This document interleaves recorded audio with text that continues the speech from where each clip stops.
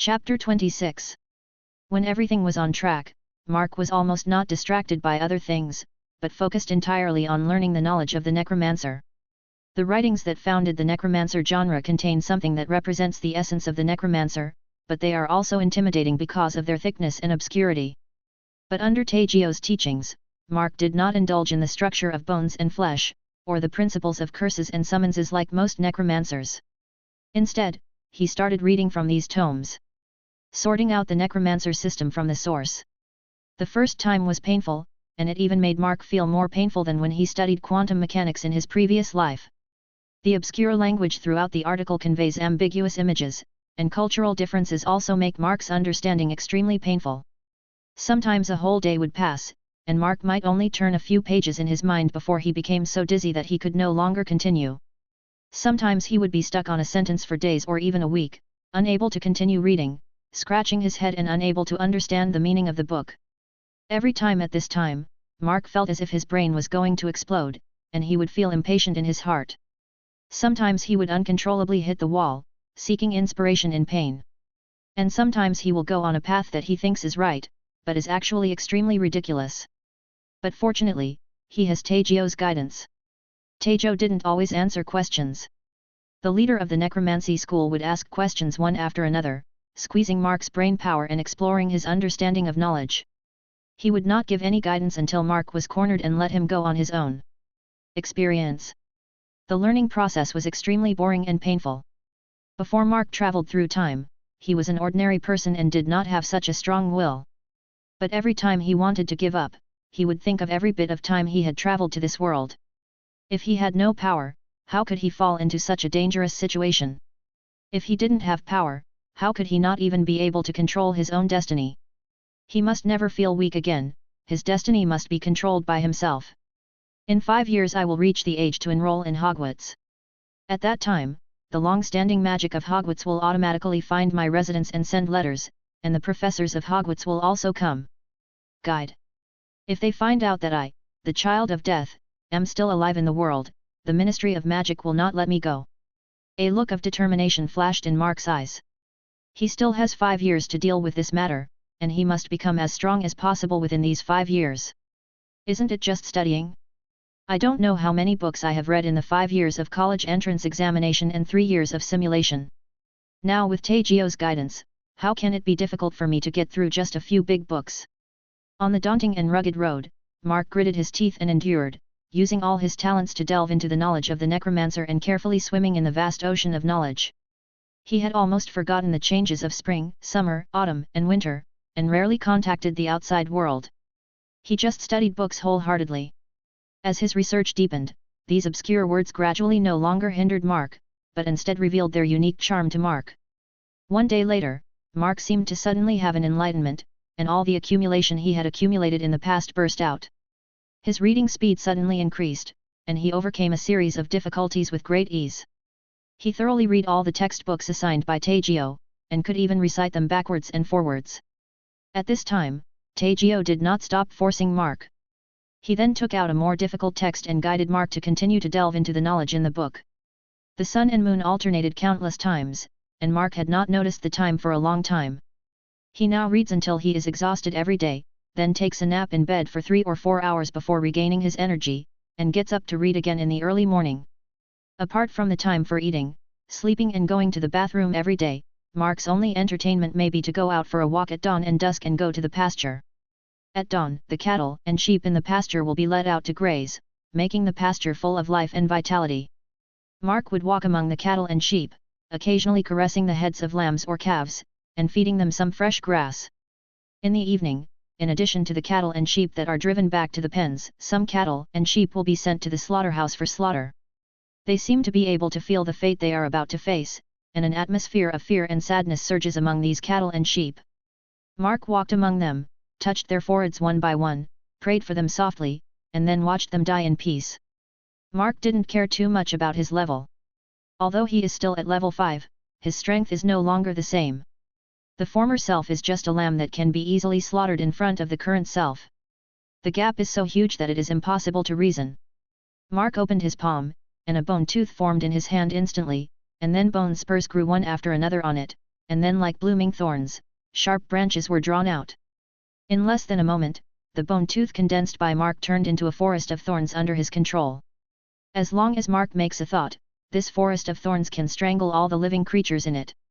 This is not a spell recorded in the Necromancer's skill tree, but a spell that Mark relied on his own understanding of bones and magic power to extend himself on the basis of teeth. The skill tree is just the most basic. Each skill on it can have infinite possibilities and evolve into various forms. I used to be too stiff. Mark sighed softly, casually dispersed the spell he cast, and walked back to his room. It's not enough. I feel like I'm far from reaching my limit. Taegyo also made a voice. Yes, you can be called excellent now, but you are still far from being the best. Under our system, every time you cross level 6, you may obtain a characteristic. The more savings you have before promotion, the more generous rewards you will receive, and you may even get some rare exclusive characteristics. Pay attention to the process of each promotion, which will affect your ultimate achievement. Mark nodded, his heart still as he continued his exploration on the path of necromancer magic. Spring passed and autumn came, and in the blink of an eye, 2 years passed. Chapter 27. One day 2 years later, Marin took a breath after her busy work and came to her secret room to meditate. There is a flame in the fireplace here all year round. Marin will feel extremely hot at first, but as her sensitivity to the fire element increases, she feels particularly comfortable here. Every time she meditates here for a while after work, Marin's tired spirit can be restored and she can continue to devote herself to her work. It is precisely because of his abundant energy and decisive judgment that Marin has frequently appeared in newspapers in the past 2 years and has become a young entrepreneur with some fame in the country.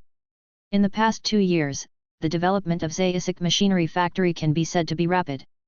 Marin seized the opportunity when the competition between the British Steel Union and British Steel was in full swing. Zaisic Machinery Works had both sides and grabbed a lot of profits from the steel industry.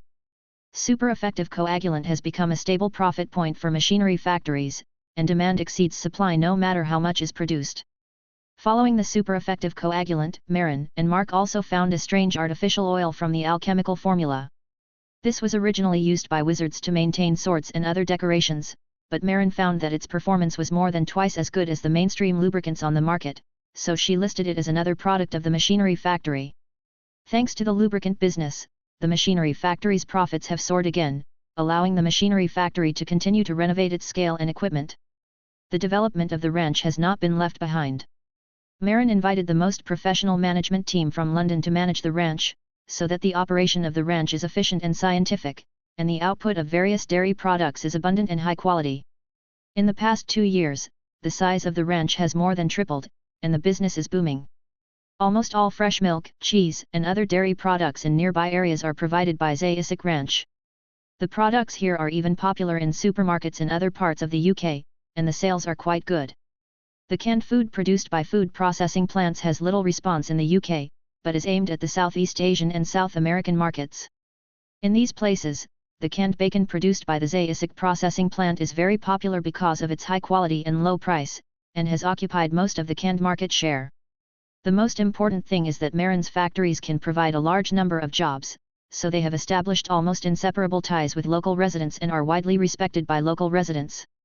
It can be said that in the past 2 years, Marin has grown from an ordinary girl to a business expert. The change is not small.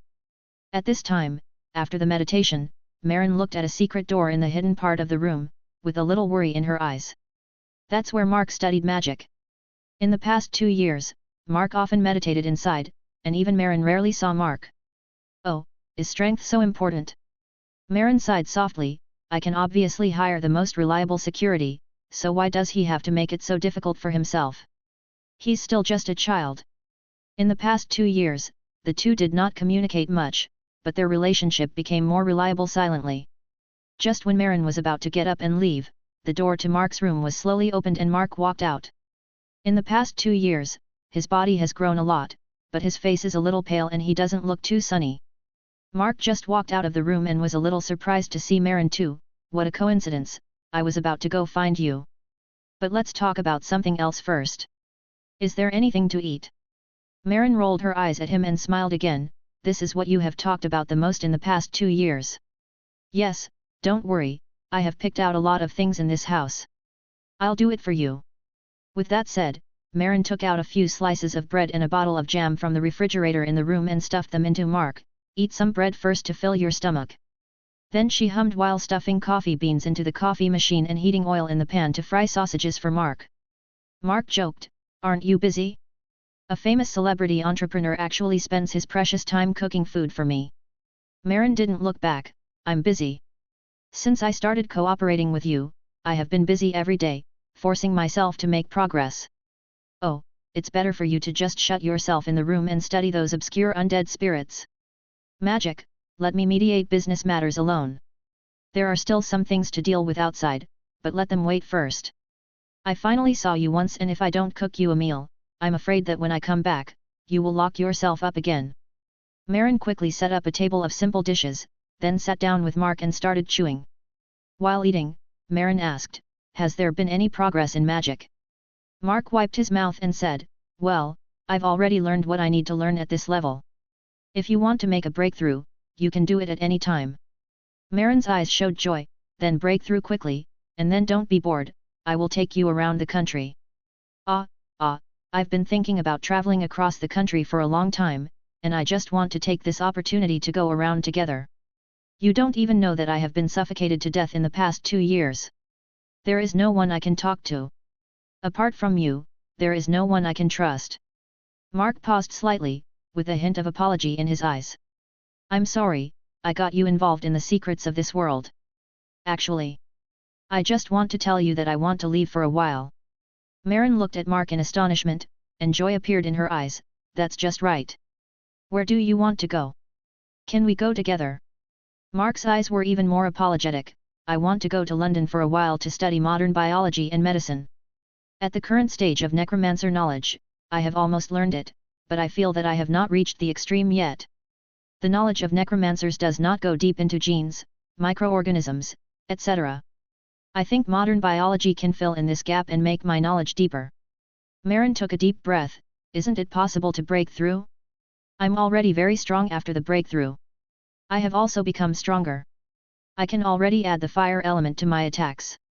If there are werewolves or something like that, they can be killed easily.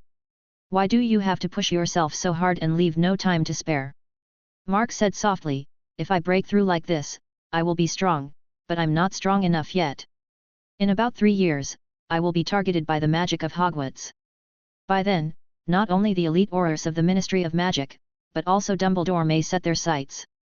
In order not to become a lost dog again, I must become stronger." Marin's eyes turned red, and she hugged Mark. "You know you are like my younger brother. I can hire the best security company, and one of those guys from the magic world will die if they come. You don't have to force yourself so much." Mark smiled, touched Marin's hair and comforted her. "It's okay. I will take good care of myself. Don't treat me like a child. I'm growing up very fast, so don't worry. In a few years, I'll be able to walk openly in the Sunday." Marin restrained her emotions and nodded silently. "Okay. I will arrange these things. I also go to London often. I will visit you when I arrive." A few days later, the University of London Medical School received a huge sponsorship of up to £500 million. The sponsor is Zovize Isik, a young entrepreneur who has recently become famous. Her condition was very simple. She did not need to have any research results. She only needed to let her younger brother, who was under 10 years old but interested in biology, receive the influence of biology and medicine. Such a request can be said to be unheard of. After confirming that this was not an April Fool's Day joke, the University of London School of Medicine decisively agreed to Zovi's request. So a week later, the University of London School of Medicine welcomed its youngest student in its history. Chapter 28. It's already September and the sunshine in London is just right. Freshmen from the University of London also arrived on campus in a cheerful atmosphere. They certainly have the right to be proud of their admission. After all, the University of London is firmly in the top 20 excellent institutions in major global lists. Especially the University of London Medical School, which is one of the top medical schools in the world, and its basic teaching capabilities are also quite strong. Those who can study here naturally have good study habits and can be regarded as the best among people. In the future, they will surely become a member of the upper class. On the first day of school, many new students came to the University of London Library with great interest. The book reserves here are quite abundant, and they have been strictly screened, and excellent books in various disciplines have been included. At this time, many freshmen noticed a strange sight. In the biology section on the second floor of the library, there were several large books placed on a seat. The person sitting on the seat reading attentively was not the senior or professor they imagined, but a man who looked about 10 years old. Children! This visual impact is quite eye-catching. A few freshmen approached there curiously and spelled out the names of the books in a soft voice. Cant Sciences, Share Logi of NTS. I thought I was reading a fairy tale. Could it be that the child of some professor has such a profound education? Just when more and more freshmen couldn't help but stop and watch, the librarian came over and chased them away, involuntarily driving them away from Mark's seat. Hey, don't be like this, we are just curious. A girl said dissatisfied, we just want to know whether this child is just looking at it or can really understand it. The librarian looked the girl up and down. First of all, please don't do anything that bothers others in the library. Secondly, if you are interested, you can borrow these tomes later. If you can read even 1/10 of them and repeat one of the plant cell wall classification methods or enzyme reaction mechanisms with me, then I can make the decision to increase your book borrowing privileges. The librarian said calmly, that kid is a hard-working genius. Objectively speaking, your knowledge is probably far behind him. Mark, on the other hand, was not disturbed by the new students watching. He just repeated his behavior in the past 2 months, reading and taking notes. Now he had the same feeling he had when he delved into the knowledge of the necromancy school. It was obscure, difficult, and so profound and complicated that it made people mad.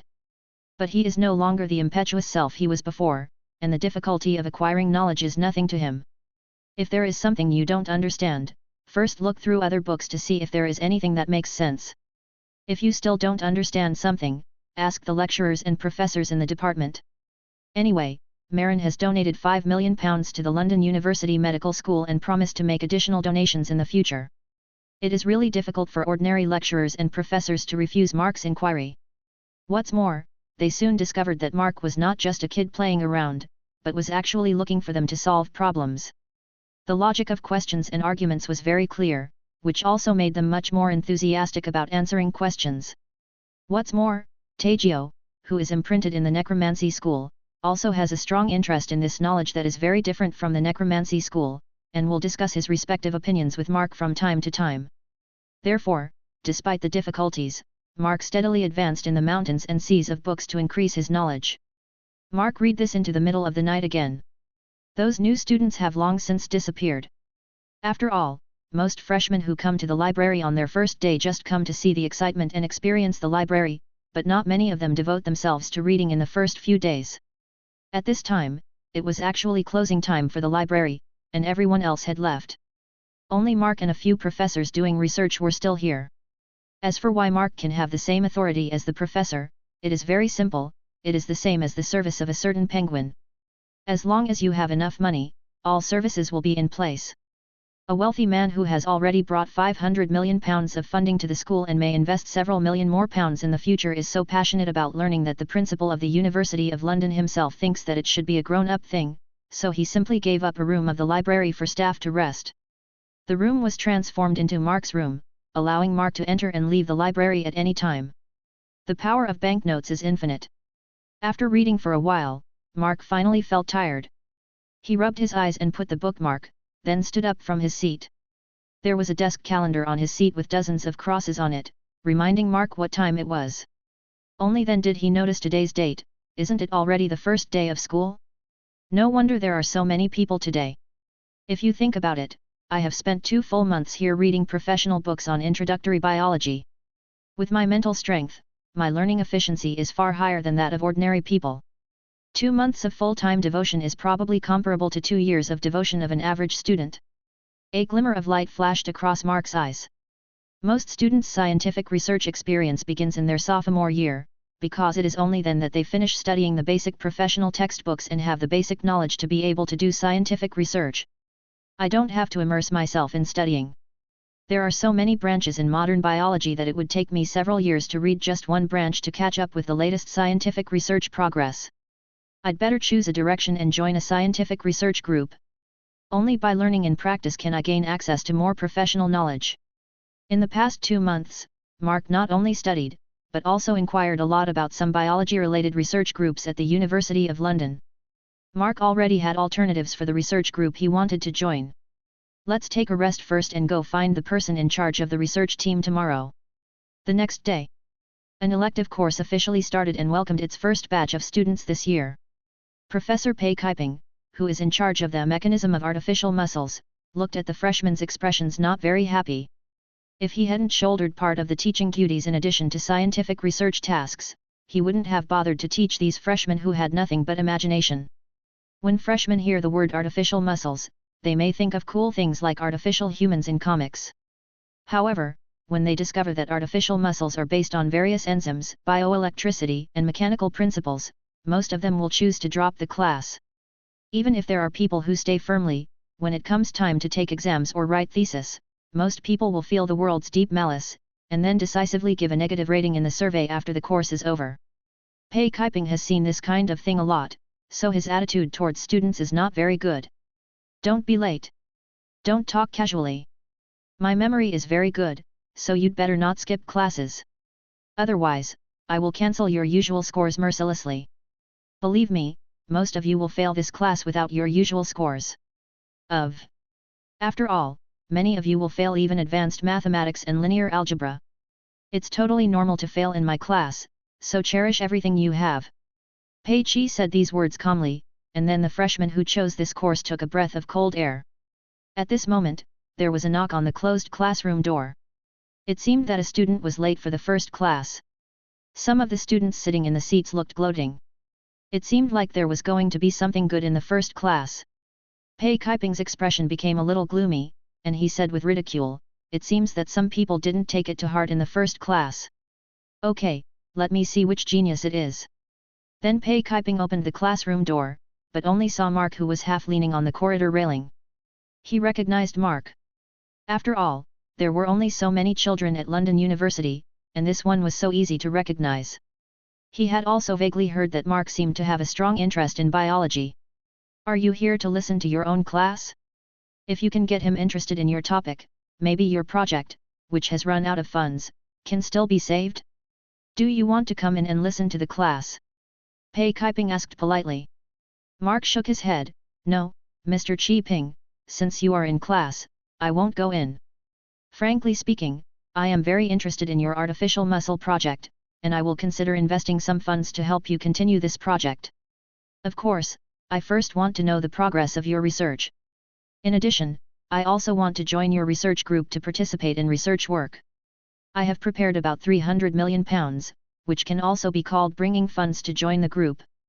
So please prepare a lab coat of the smallest size for me. And after the lecture, please prepare a report document as soon as possible. I would like to hear your report as soon as possible and start this subject. Thank you." Chapter 29. Many people have a misconception that university professors must regard money as dirt. But in fact, university professors are really short of money. What they lack is not money for personal living. No matter how humble a professor is, he will not be so miserable that he cannot even live a satisfying life. What they lack is funds for research projects. Because just like corporate employees have KPI indicators and are evaluated by the Human Resources Department every quarter, university professors also have their own scientific research indicators and teaching indicators. Otherwise, some professors would be too idle to start classes for undergraduates. Their purpose is to achieve teaching targets. If there are teaching targets, there will be less pressure on scientific research targets. After all, teaching indicators are easy to achieve, but scientific research indicators are very difficult. A high-quality paper cannot be written just because you want to. If you fail to meet the targets several times in a row, your laboratory may have to cut funding, and then your benefits and salary will also be reduced, and you will eventually fall into a vicious cycle. That kind of situation is a nightmare for any professor. Unless they have reached the level of a Nobel Prize scholar or a national academician, the daily work of most professors is actually to find ways to get funding. Anyway, there are doctoral students leading masters and undergraduate research work, and professors are separated for a while. It would be nice to have a group meeting sometime to check on the progress. Therefore, even a professor like Pei Kaiping, who works at the University of London, has no resistance at all to the £3 million waived by Mark. Isn't it just bringing capital into the group? Isn't this a problem? Every year, the research team opens up a few places for undergraduates to experience the scientific research atmosphere. Now it is just opening up a Supreme Platinum VIP to Mark, and offering it as an ancestor. If possible, Pei Kaiping even hopes that all the students in the group will join the group with funds, so how cool it would be to start scientific research. If you really want to do experiments by hand, to be honest, it is much more reliable to outsource it directly to professionals. I don't know how many mistakes students will make when doing experiments. Why do laboratories still like to let students do it so much? Part of it is to cultivate students' abilities, but another part is to save money. As for the reports requested by Mark, they are commonplace for professors, and I don't know how many of them are done a year. They have to apply for various financial sponsorships, and they are not allowed to give a report at any time. Now it seems a little inappropriate to give a report to Mark, but for the sake of sponsorship, it doesn't matter. After hearing Mark's conditions, Pei Kaiping didn't even hesitate. He hurried back to the classroom and said to his teaching assistant, "Joseph, I give you a task. This introductory lesson is taught by come up here and let me see how well you understand the basics. If you do well in this class, you don't have to attend the next group meeting. I'll give you a few days off." Joseph, a doctoral student and teaching assistant under Pei Kaiping, shivered and his eyes were filled with joy. Every group meeting is equivalent to an exam in school. The top students who have achieved results praise each other confidently, while the students who have not made progress in their experiments are trembling. It was great to be able to avoid a group meeting. Joseph immediately adjusted his mood, and then walked up to the podium to introduce the various promising prospects of artificial muscles to the undergraduates. Pei Kaiping quietly left the classroom and spent an hour and a half preparing materials. Then he found Mark and introduced the research progress of his research group to Mark. We all know that a block of muscle is made up of muscle fibers one after another. When bioelectricity stimulates muscle fibers, the muscle fibers will contract or relax. The contraction and relaxation of countless muscle fibers to varying degrees can generate force in any direction, allowing the human body to move flexibly according to the brain's ideas. So research on artificial muscles mainly focuses on 2 points. First, we need to develop a material that can exhibit various complex movements according to changes in electric current, so that we can create muscles that are close to the real human body. More importantly, we need to create a high-end coordination device. Coordinating the movements in the mind with the movements of artificial muscles is the biggest difficulty. Pei Kaiping spread his hands. Compared to the former, the latter is unimaginably difficult. Without this coordination device, artificial muscles are useless, so research on them has not made much progress until now. Of course, I didn't want to solve the latter problem.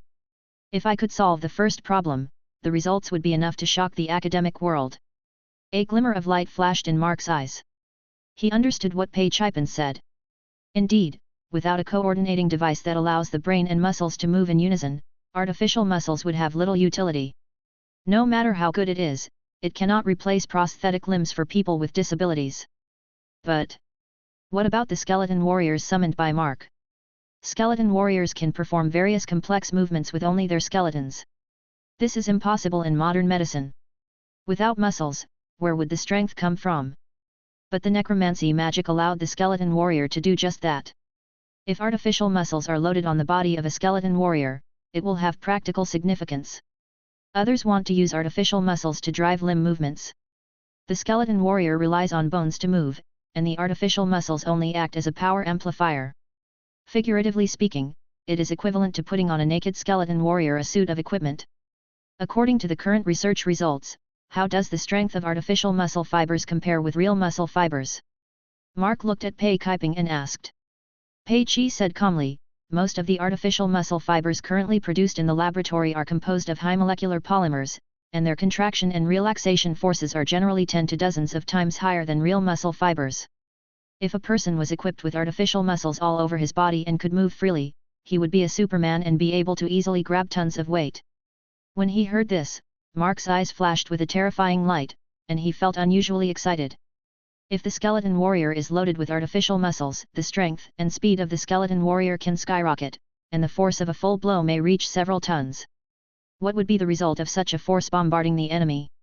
Perhaps even the armor curse released by the elite warriors may not be able to withstand an attack. Destroy all laws with one force. Necromancer version of Gundam. This will give me a little bit of resistance when facing the pursuit of the magic world. The University of London is at the right place. The prospect of combining technology with necromancy is very promising. Mark felt happy. He had also thought that if he escaped from England and fled to an island in the Pacific or Atlantic Ocean, maybe he wouldn't be discovered by the magical world. However, he remembered the author's own setting of Harry Potter. There are far more magic schools in this world than just 3 countries, England, Germany, and France. According to the original author's setting, there are a total of 11 large magic schools similar to Hogwarts around the world. There is one in the United States. Brazil has one. There is one in Africa. The island nation of God has a large magic school with a long history, which is on the same level as Hogwarts. Muggles even built an Air Force base near it. In addition to these large magic schools, there are also some small magic schools, all of which are registered with the International Wizarding Organization. Therefore, the magic world actually covers the entire Earth. Even if Mark escapes to a small island in the Atlantic Ocean, when he reaches the school entrance age, the monitoring magic of the nearby magic school will detect his traces and issue an admission notice. Then the problem arises. Mark is now a wanted criminal in the magic world. He must have a backup in the International Wizarding Organization. There is really no way to escape, and you will be hunted by the magic world wherever you go. Well, no, maybe there is a place I can go to, a place I am most familiar with. Chapter 30. Mark thought about his retreat in a few years, with a strange look in his eyes. On the Earth, the magical world exists in most areas, and they are all under the jurisdiction of the International Wizarding Organization, but there is one place that is almost isolated from the magical world. China. As early as the Ming Dynasty, there was a legend that Lu Bowen had the power to connect heaven and earth and cut off all the dragon veins in China. But in this world, the real situation may be that during the Ming Dynasty, Lu Bowen led the secular world to exterminate the Chinese magic world. After all, the number of rumors about gods and monsters in the Ming Dynasty can be said to be the fewest in all dynasties. Later, the Manchu and Qing dynasties started from outside the pass. According to folklore, they relied on a dragon vein outside the Daxinggan Mountains to destroy the Ming Dynasty and establish the Qing Dynasty. Perhaps this refers to the fact that they relied on the power of magical forces outside the customs. After that, the wizards entered China again. So in the Qing Dynasty, rumors of gods and monsters that were gradually becoming scarce began to increase. Pu Songling even got so much material that he wrote a book, Strange Stories from a Chinese Studio, to record these strange things. Mark tapped his fingers lightly on the table and speculated on the current state of the Chinese magic world based on the history of the secular world. Maybe during the Qing dynasty, China was still able to come into contact with the international magic community. But during the years when the Republic was founded, war spread to every corner of China and lasted for more than 10 years. How could the Chinese magic world escape the flames of war? I'm afraid it also suffered heavy damage, and might even have been destroyed by artillery fire. Because of this, there are rumors that people will not be allowed to become spirits after the founding of the People's Republic of China, and all abnormal phenomena will disappear. Then after a nationwide campaign that lasted for 10 years, it would be damning if the magic world could still exist in China. A few censuses are not just for free. As for the Chinese fireball dragon that appears in the original work, it does not mean that the magic world still exists in China. God knows when this kind of dragon was introduced to the Western magic world from China and was domesticated. After all, as early as the Han Dynasty, China had calls itself China. Pei Kaiping has been observing Mark's every move. He really needed the research funds in Mark's hands. Every time Mark tapped his fingers on the table, Pei Kaiping's heart trembled. It could be said that he was in a state of anxiety. After a period of silence, Pei Kaiping asked tentatively, "Sir?" Only then did Mark come back from his thoughts. "To me, China should be the safest place in the world. If you want to avoid being hunted by the magic world in a few years, the most suitable place is China. But now I have to push forward the artificial muscle project first. This project will greatly increase my strength." He looked at Pei Kaiping and nodded, with a smile on his face, "I am very satisfied with your report, Mr. Kaiping."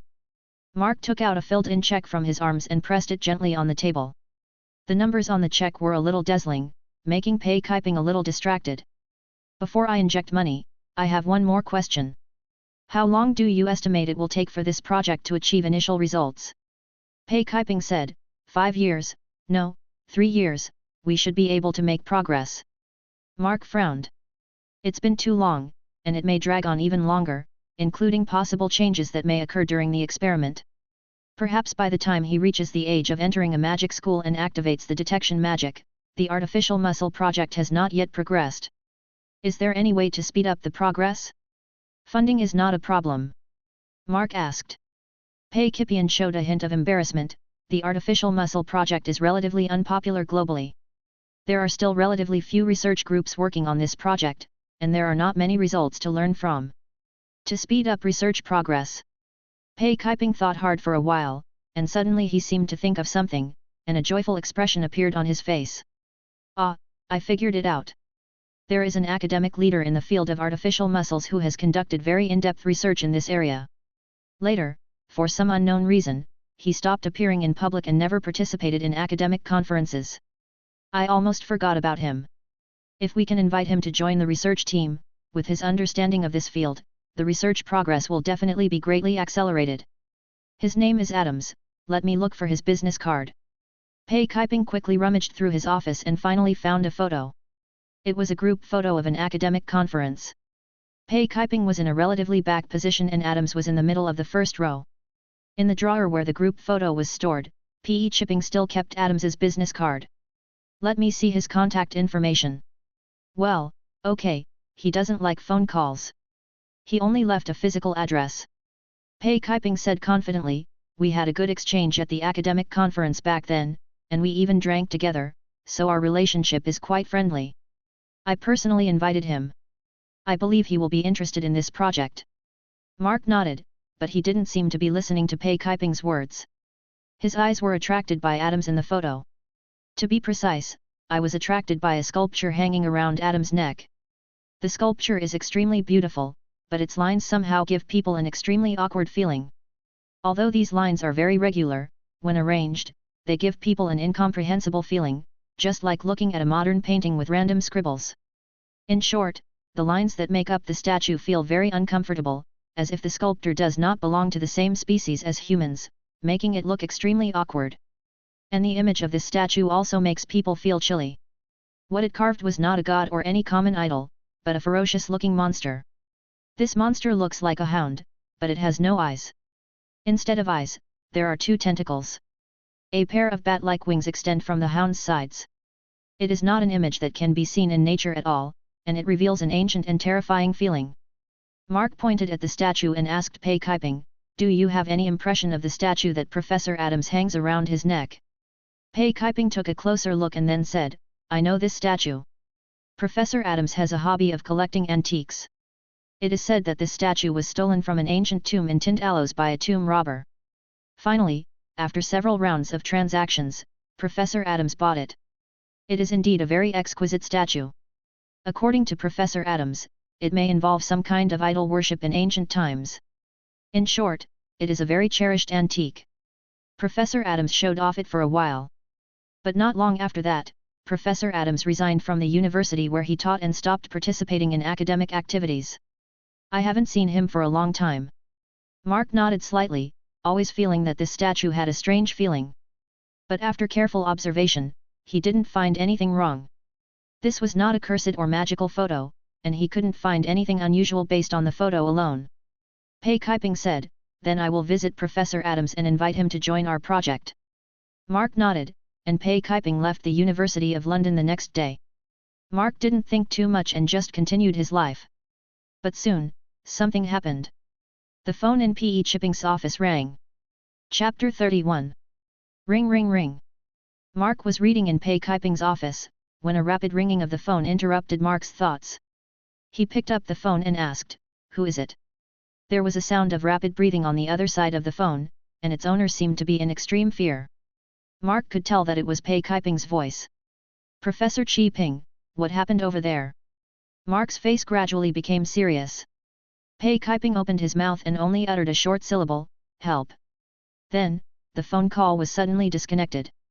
It wasn't hung up, it was like something cut off the phone line directly, and there was silence after a burst of noisy electricity. Mark's hand paused, and his expression suddenly turned gloomy. Mark just wants to grow stronger in peace and quiet. Why do things always come up? Why do people always want to force him? Mark held the staff. Pei Kaiping is one of the few scholars currently studying the field of artificial muscles.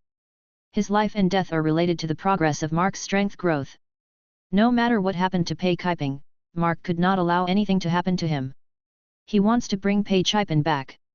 Mark rummaged through the drawers in Pei Kaiping's office and found the business card left by Professor Adams. He compared the map and found the approximate location of Professor Adams' residence. 13, Blackwater Street, Cornwalton. At the same time, in a deserted house at number 13 Blackwater Street, Pei Kaiping looked at a corner outside the house and screamed in fear.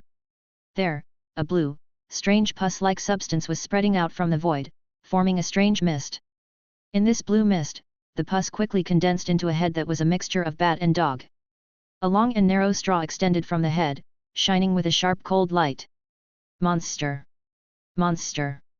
Adams, what happened to you? Pei Kaiping looked at the monster in panic. He felt that every detail of the monster was extremely ugly and frighteningly deformed. This doesn't even look like a naturally evolved species on Earth, but rather like some kind of monster from ancient times, with deep malice surging in its body. Behind Pei Kaiping, a middle-aged man with a pale and slovenly face spat, "Pei Kaiping, I asked you to leave a long time ago. I don't want to pass this curse on to others. Why are you still persisting? Stay on Blackwater Street. Get out of the way. You son of a bitch. Didn't I hurt you last time?" With a rough wave of his hand, he pushed Pei Kaiping away from the window, a rifle in his hand. Boom! There was no need to even aim.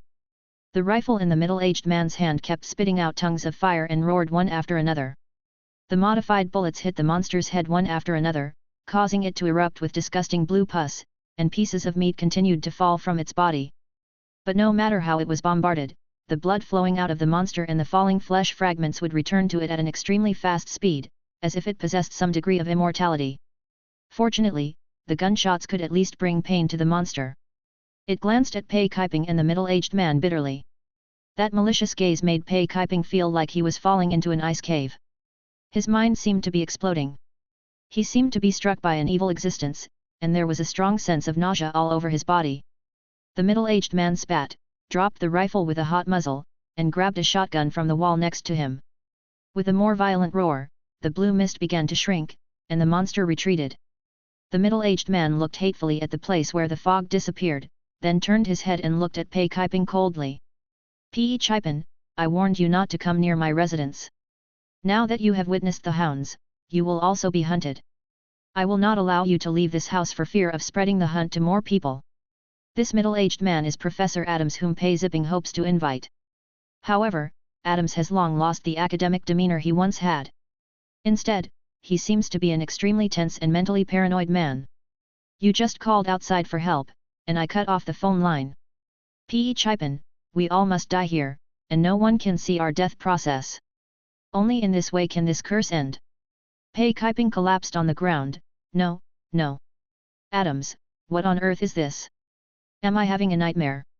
Pei Kaiping recalled the events of the past few days, recalled the scene he had just seen, and suspected that he had gone crazy. A few days ago, Pei Kaiping came to Professor Adams' residence. He was surprised that Professor Adams had many patents and lived a very wealthy life, but the street he was on was so desolate. It could be seen that no one had taken care of it for a long time. It can be seen that the nearby houses have not been lived in for a long time. Is this neighborhood no longer inhabited? Hell, although it is a desolate wilderness nearby, it is also a good vacation place. As for not even moving the houses. Where's Professor Adams? Does he still live in No. 13? Pei Kaiping hurriedly knocked on Professor Adams' door. During this period he noticed an extremely strange phenomenon. Professor Adams' house seems to have undergone additional repairs, which were extremely rough and distorted the appearance of the entire house. P. Chipping saw not a single right or obtuse angle on the Adams house, the corners had been roughly broken up and rounded or sharpened with bricks. The strange decoration looks very awkward. Is it Professor Adams' personal hobby? Pei Kaiping complained in his mind and kept ringing the doorbell outside the yard. He pressed the button for a long time but no one came to open the door, as if there was no one here anymore. Pei Kaiping was unwilling to leave like this, and still planned to dig in and take a look. Anyway, the area around here is deserted, there is a vast wilderness outside, and the nearest police station is dozens of miles away. There must be no one to take care of your behavior of climbing over the wall. But when Pei Kaiping rolled into the yard, a black gun protruded from the window. Professor Adams looked at him viciously from the window. Who are you?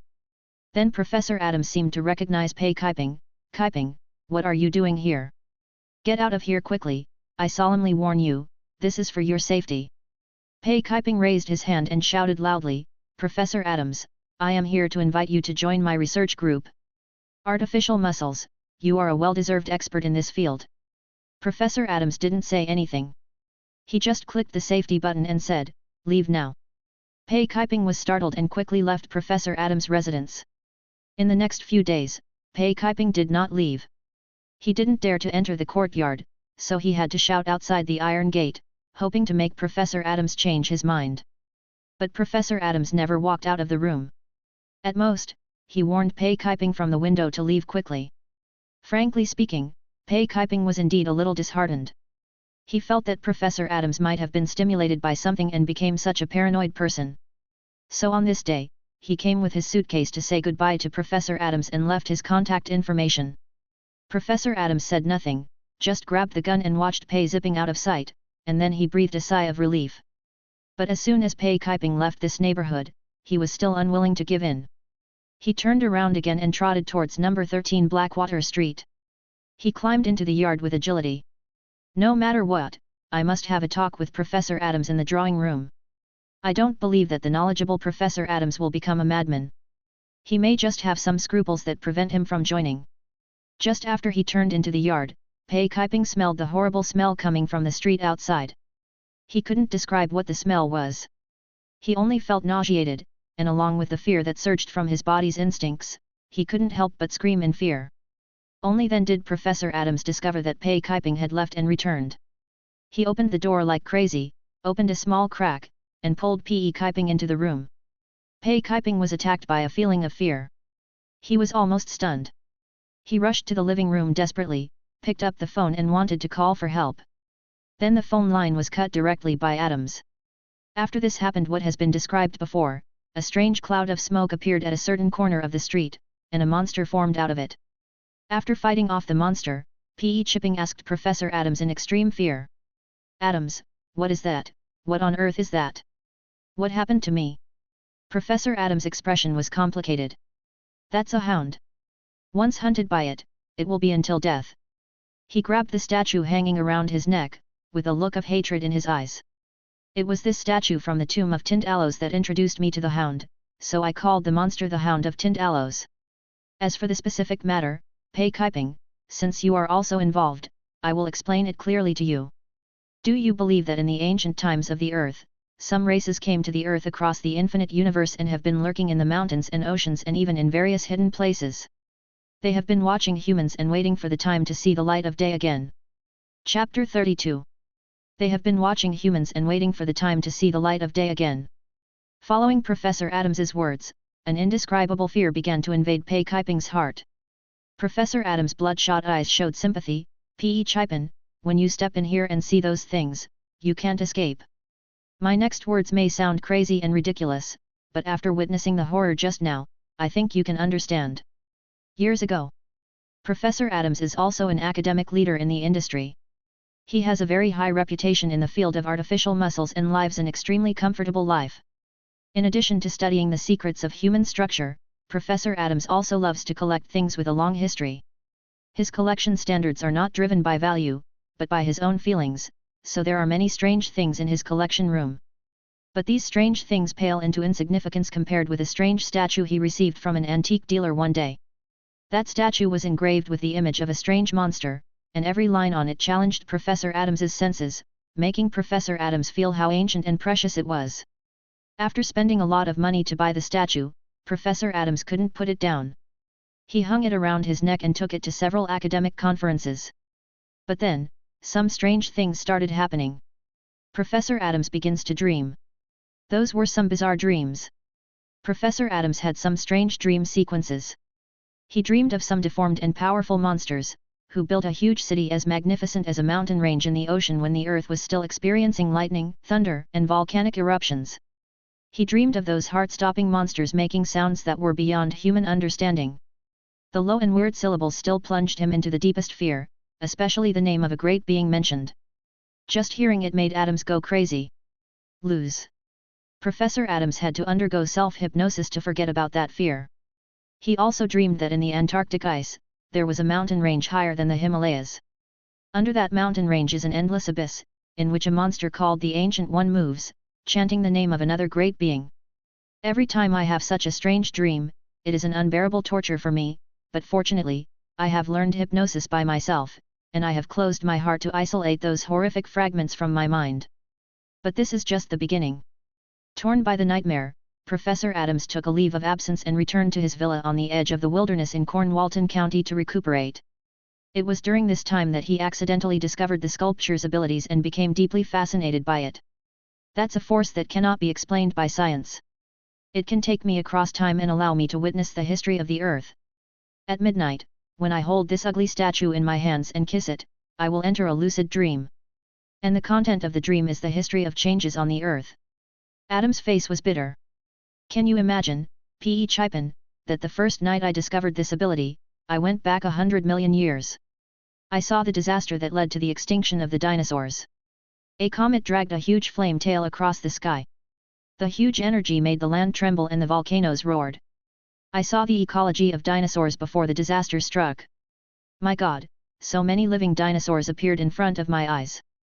There were countless species of dinosaurs in which no fossils have been found yet. But all of this appeared before my eyes. I could move freely in the dreamland and observe the world from the nearest perspective. Can you understand the excitement for a scientist? I was really ecstatic during that time. Every day that passed, the dream that this statue allowed me to see pushed forward 100 million years. It was an indescribable experience. I was so immersed in it that I ignored the growing sense of danger coming from the statue. Professor Adams covered his face with a painful expression. He recounted his mysterious journey and showed Pei Zippin the drawings and notes he had left during that time. Pei Chipping originally suspected that he was crazy, but in the face of the extremely detailed records, Pei Chipping also felt the incomparable value of this note. This is real. Even in this situation, Pei Chipping was excited. This is a result that can set off a tsunami in the entire academic world. Adams smiled bitterly. No, this is the devil's trap. Pei Chipping, Earth, there are terrifying existences that we cannot understand. After the time dream lasted for 30 days, I saw that terrifying era. His expression gradually became crazy, and bloodshot eyes appeared one by one, as if just the memory was driving him crazy. Adams's pupils began to dilate, making Pei Chipping so frightened that he did not dare to speak. He felt that Adams was possessed by something dangerous. But fortunately, Adams recovered at the last minute and used self-hypnosis to once again seal the fragments he had just recalled. In short, I witnessed the Earth 3 billion years ago and saw the terrifying existences that first appeared in my dreams. I was almost scared out of my mind on the spot and immediately exited the time dream. Since then, epilepsy, sleepwalking and even all kinds of crazy symptoms have appeared in my body. It seems that a part of my sanity has been permanently missing because of witnessing those things. This made me become paranoid and weird. I gave myself psychological questionnaires led to this conclusion. Fortunately, I have been trained in scientific thinking for many years. Even if I only retain a little bit, I still have much more mobility than ordinary people. But it's not over yet. As I witnessed those horrors, I also witnessed some of the horrors. There are 3 billion years between me and them. Most of the horrors have not affected my abilities over time, but the Hounds of Tint Aloes you just saw are an exception. They are a kind of haunting monster. Is also the fear we have to face. Adams began to tell P.E. Chipin about the abilities and habits of the Hounds of Tint Aloes. The Hound of Tint Aloes is a strange monster with the power of time. It can hunt across time, and anyone who witnesses it cannot escape. It is advancing at a speed of 100 million years/day. The time when I saw it was 3 billion years ago. The time it took for it to come and hunt me was 30 days. Its existence is somewhere between physical and illusory, and I found that it must pass through some special places to appear. Only at a corner greater than or equal to 90 degrees, it can get out of the illusion. This is its limitation. So after discovering this, I destroyed all the corners in my home so that it could not be in my attack at home. It also has the characteristics of immortality. No matter how many times I shoot it, it will remain immortal and will only feel pain. After suffering a certain amount of damage, the hound can no longer stay in the real world and must temporarily retreat to prepare for the next attack. Hunt.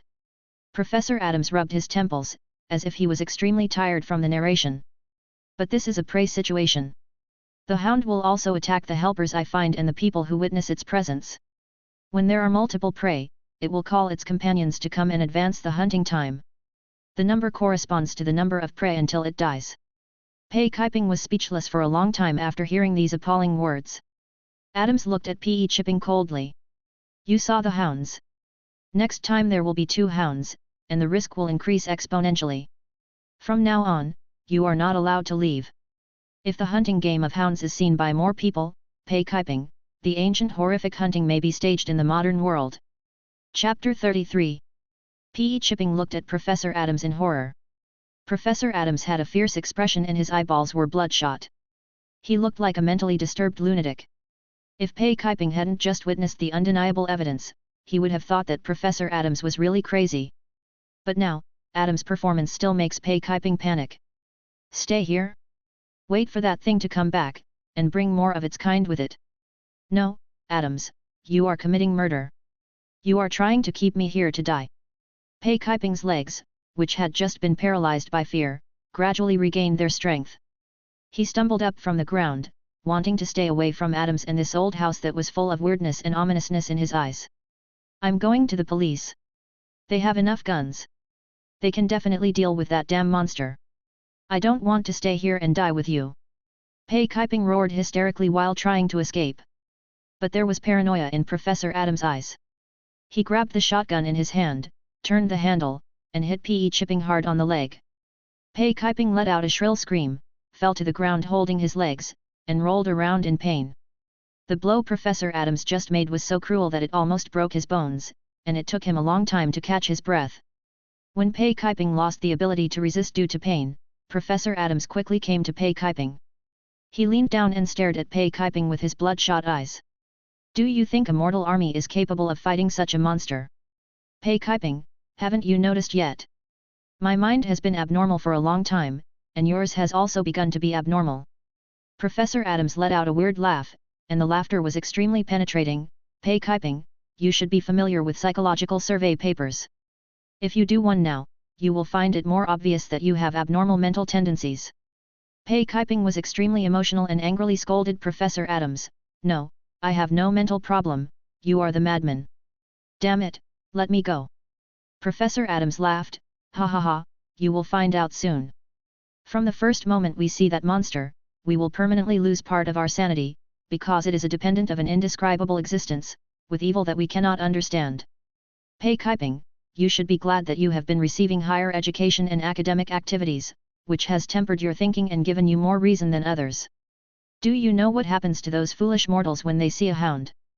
Ha, they fell into complete madness, and some even began to worship hounds as idols and sacrificed themselves to the hounds. Police? One look in front of a hound and they'll be driven crazy. The army is powerless in the face of this evil.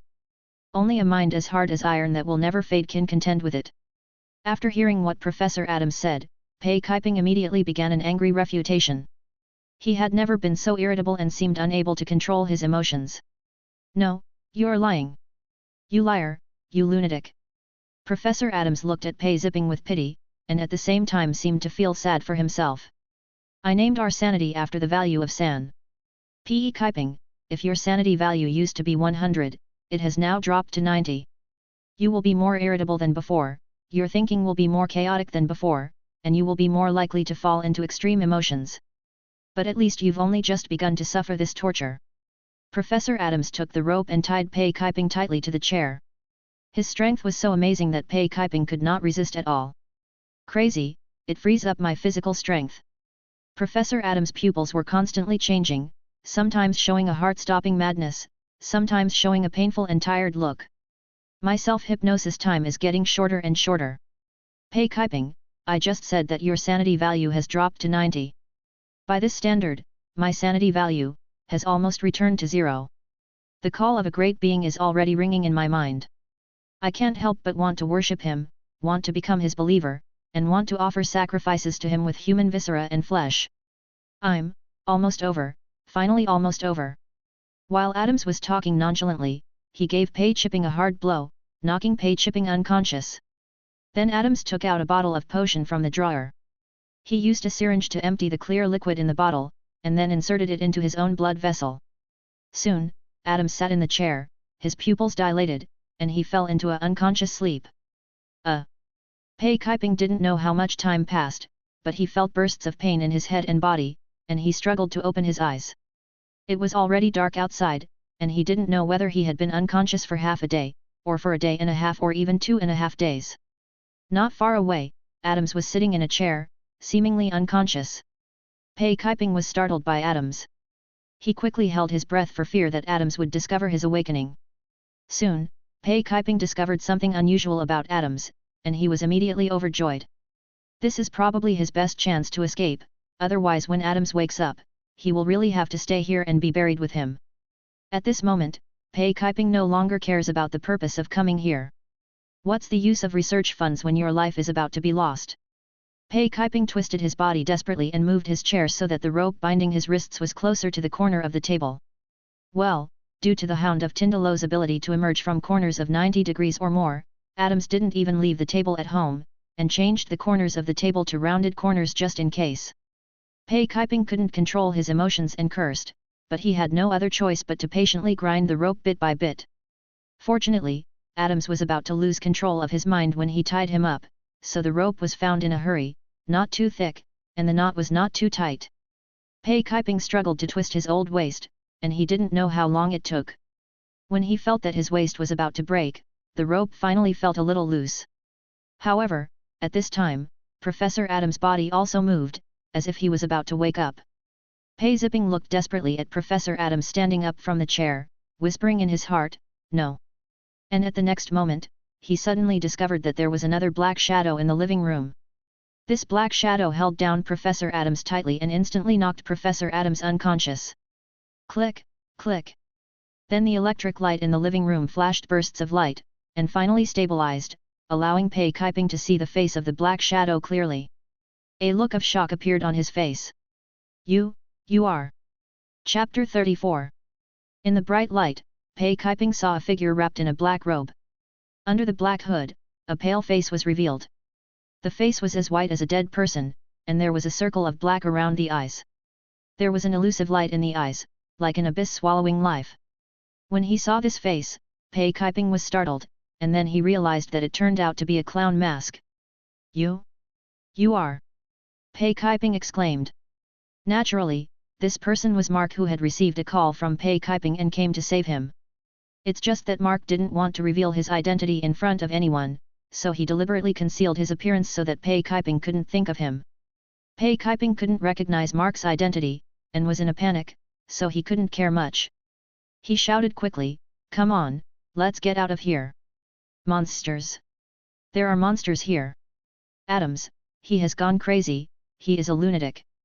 We have to go to the police and the military for help and let them kill that monster." A trace of doubt and solemnity flashed across Mark's eyes.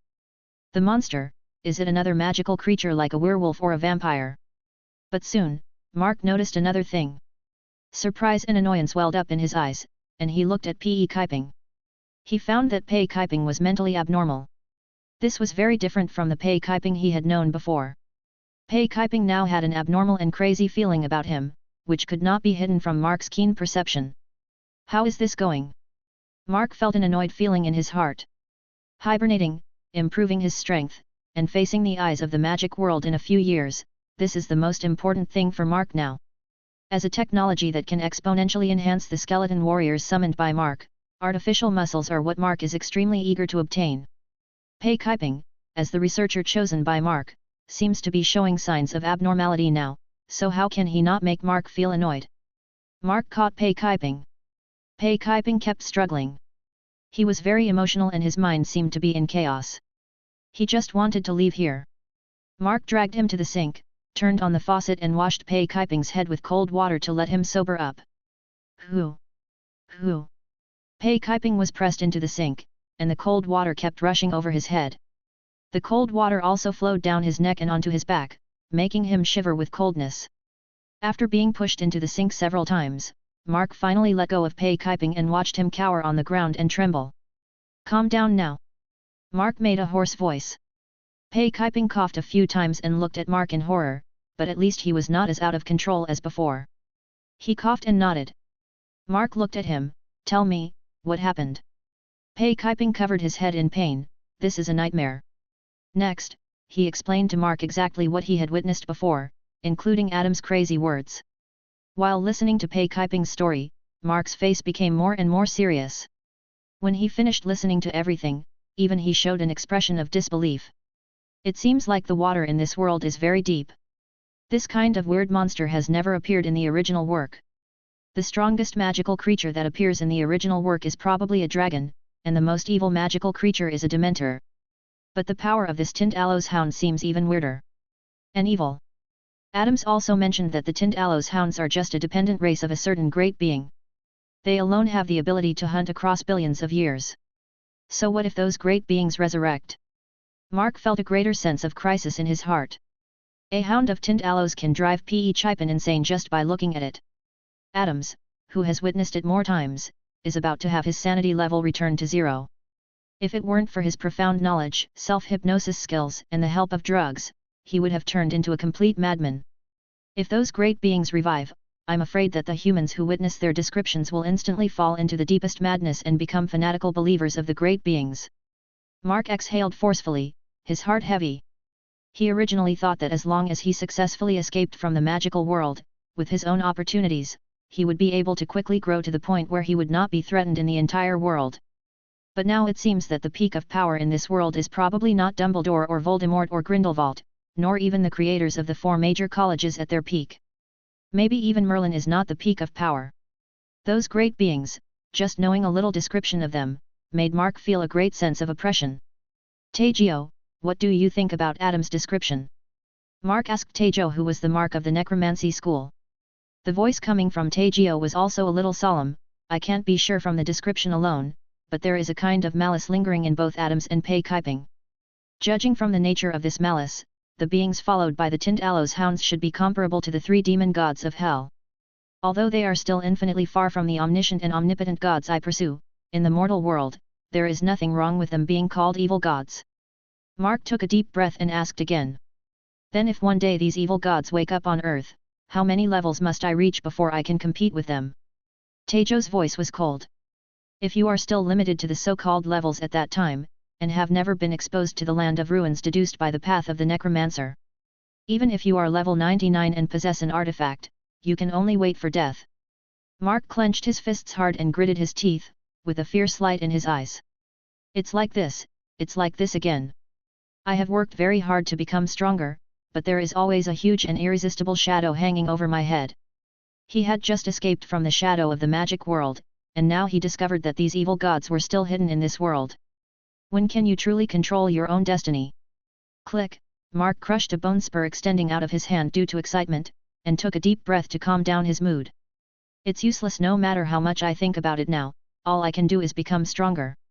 The artificial muscle project must be successful.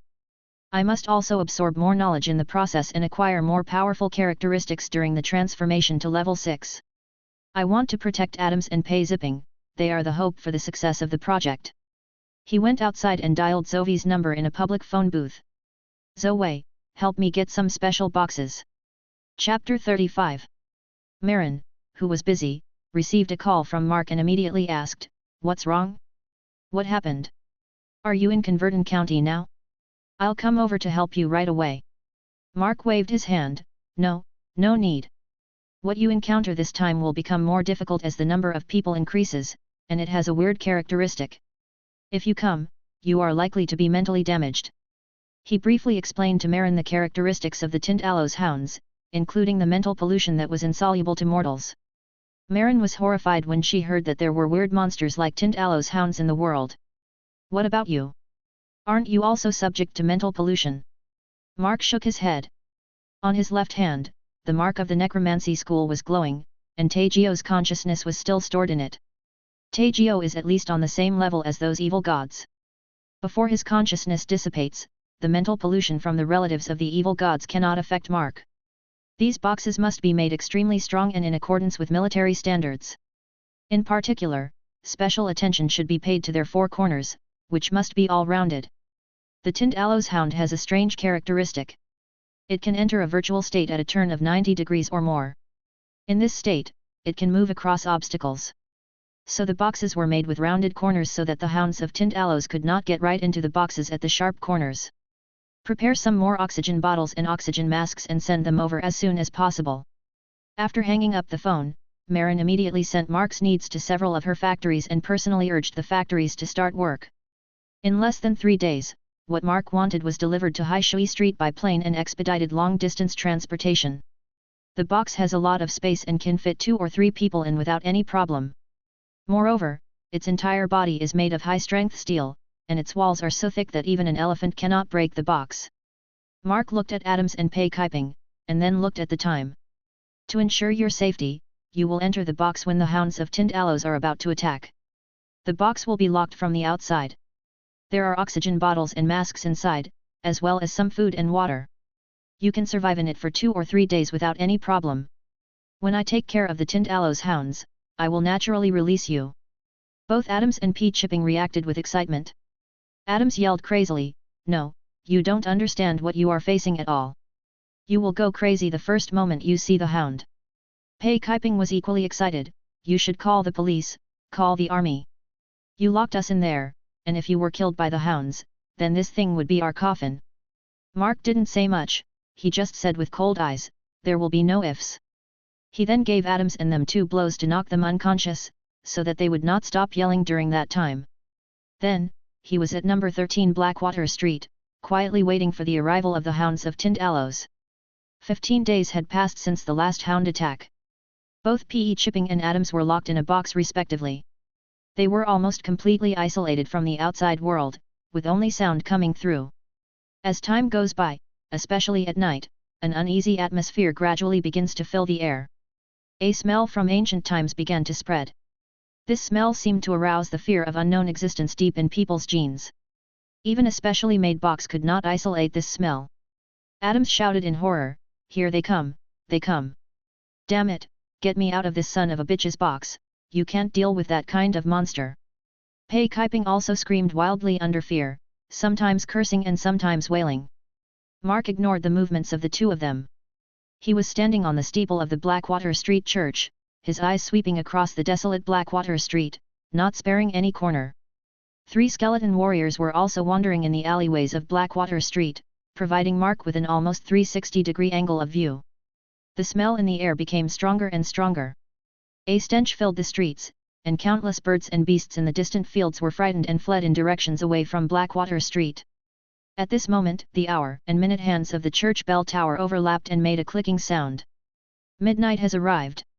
Immediately, at the corner of Blackwater Street, a strange blue slime gushes out from the void and gradually forms an ugly monster mixed with a hound and a bat. On another street corner some distance away, a monster also began to appear. The moment the Tinned Aloes hound appeared, a cold light emerged from Mark's eyes. He stepped on his toes and jumped down from the top of a tower more than 10 meters high. The werewolf staff held in his right hand shone with a cold light in the night sky. Mark fell sharply from the air and shouted in his heart, "Teeth!" The werewolf staff quickly transmitted magic power, and a bone tooth appeared at Mark's feet. Mark stepped hard on Bonye, and Bonye also shot in the opposite direction, giving Mark a strong push, causing Mark to move laterally towards where the Tinned Aloes hound appeared. In the next few seconds, several bones and teeth appeared at Mark's feet one after another, carrying Mark forward. This made him look like the Yaksha who stepped on the bone lotus in the Eastern legend, flying through the void step by step, rushing towards the place where the hound of Tinned Aloes appeared. Roar! In just a few seconds, the hound of Tinned Aloes took shape and emerged from the void. Their eyes looked at Mark, and strong malice rushed towards him. Their roars seemed to be mixed with vague murmurs, and they kept drilling into Mark's head. Mark's eyes were cold, and the mark of the necromancy school on his left hand suddenly emitted a faint light, wrapping Mark in it, blocking out the mental pollution coming from the Tinned Aloes hound. Mark also waved the werewolf staff. 2 damage-increasing curses fell on the 2 Tinned Aloes hounds almost at the same time, causing them to roar in anger. At the same time, 3 skeleton warriors had also rushed to where a hound appeared, surrounded the hound, and waved the bone sickle at it without hesitation. Roar! The hound let out a wild roar, and its body as big as a lion suddenly moved. A tentacle extended from its body and roared towards a skeleton warrior. Its body also split open against common sense at the same time, revealing a huge mouth half as big as its body, and it rushed towards another skeleton warrior. When the skeleton warrior raised his bone shield, blocking the tentacle's bombardment, and took a few steps back. The other skeleton warrior jumped back nimbly, avoiding the attack of the Tinned Aloes hound. The last skeleton warrior went around from the side, gave the hound a bone sickle, and then quickly retreated, avoiding the hound's counterattack. Tick, tick. Blue mucus continued to drip from the wound where the hound was attacked, exuding a strong fishy odor. Then in less than a breath, the mucus that had just flowed out returned to its body as if it had traveled back in time, as if it was not injured at all. The skeleton warrior and the hound of Tinned Aloes were in a stalemate. On the other side, Mark began to be filled with powerful magic, and the werewolf staff in his hand pointed at the other Tinned Aloes hound. This hound was obviously much larger than the other hound, and the malice in its eyes was almost solid. Boom! It moved its limbs and its entire body turned into an afterimage, rushing towards Mark. During the killing process, 2 tentacles extended from its body, biting Mark more than a dozen times like a poisonous snake. Mark held the werewolf staff tightly and drew a semicircle, leaving a pale semicircle of light in the air. Then he put his hands together, and the rich magic power burst out from within his body. The veins on Mark's face were bulging, and when the Tinned Aloes hounds came to attack him, the semicircular aperture in front of Mark suddenly changed. Boom! The semicircular aperture shattered, and the broken pale light suddenly condensed into bone teeth suspended in the air, and the sharp tips emitted cold light in the air. Mark grasped the staff and put his hands together, pressing his palms into the air. 10 blades. Dozens of bone teeth suddenly erupted, and they transformed into various bone weapons such as swords, guns, swords, and halberds. They turned into white arcs of light and flew forward at the same time. Boom! Boom! Each bone weapon contained a large amount of Mark's magic power, and was strong enough to penetrate a hard wall. The 2 tentacles waved by the Tinned Aloes hound were directly shot off by the bone weapons, and most of its body was penetrated by the bone sword and bone halberd, and was directly nailed to the ground. Roar! The hound of Tinned Aloes roared, and the tentacles that fell to the ground bounced up, with countless flesh sprouts extending from the broken parts of the tentacles. They actually grew eyes and wings, turned into 2 flying poisonous snakes, swam meandering on the ground again, then spread their wings and flew into the air, biting Mark fiercely. The Tinned Aloes hound's body, penetrated by the bone weapon, began to gradually squirm, and began to quickly free itself from the shackles of the bone weapon. Mark's eyes were cold, and his magic power exploded again. The bone weapons scattered on the ground also mutated. Chapter 36. Looking at the deformed body of the Tinned Aloes hound and the tentacles extending from the body one after another, Mark's eyes showed disgust. Beside the hound, the bone weapons that penetrated the ground began to melt and deform, and a large amount of magic power was poured into them, causing them to stretch out again and turn into pale skeletal hands that were as tall as half a man. Boom! When the Tinned Aloes hounds were about to escape from the restraints of the bone weapons, 5 or 6 bone hands extended from the ground around them, like ghosts escaping from hell, grabbing the Tinned Aloes hounds hard. The Tinned Aloes hound roared, but the strength of the bone hand was extremely strong. It directly grasped the Tinned Aloes hound and pressed it to the ground with a bang. Several skeletal hands worked together to restrain the Tinned Aloes hound's body. The curved fingers inserted into the Tinned Aloes hound's body, like a prison cage, sealing the hound again. Tick, tick, the blue slime flowed down from it like a waterfall, and then rolled back onto it. Although the hound of Tinned Aloes is immortal, it can still feel pain. He was clutched tightly by 5 or 6 skeletal hands like a little chicken, and his whole body seemed to be crushed. The eyes of the Tinned Aloes hound revealed even more resentment and malice than before. The 2 tentacles that had fallen to the ground turned into venomous snakes, with traces of saliva dripping from their mouths, and rushed towards Mark. Mark snorted coldly, veins popped up on his face, and even his arms were bulging blood vessels. The magic power in his body poured out like a flood, pouring into the werewolf staff in his hand. One bone hand after another emerged in the void behind Mark, surrounding Mark. They were like a bone throne, holding Mark in the center of the bone palm. Mark slowly raised his hands, like holding up a mountain, and the bone throne rose accordingly, casting a shadow that covered the Tinned Aloes hounds. Then Mark flipped his hands, and there was a loud bang from the bone throne. A dozen bone hands that were even bigger than before protruded from the throne and bombarded the ground, making a continuous loud noise and setting off waves. Soot! The two poisonous snakes were swept past by a bone hand and exploded into two balls of blue slime, flowing back towards the Tinned Aloes Hound. The body of the Tinned Aloes Hound was once again grasped by a dozen skeletal hands, unable to even make the slightest effort. The densely packed bony hands held the Tinned Aloes Hound in the center, forming an airtight bone cage. Then Mark snorted, ate some Dementor ashes to speed up the recovery of his own mana, and then showed a ruthless look in his eyes. Snapped! He clasped his hands together and leaned hard towards the middle. Following Mark's movements, the bone cage suddenly grew again. Countless bones filled the gaps in the cage, and the bone hand began to bend and deform.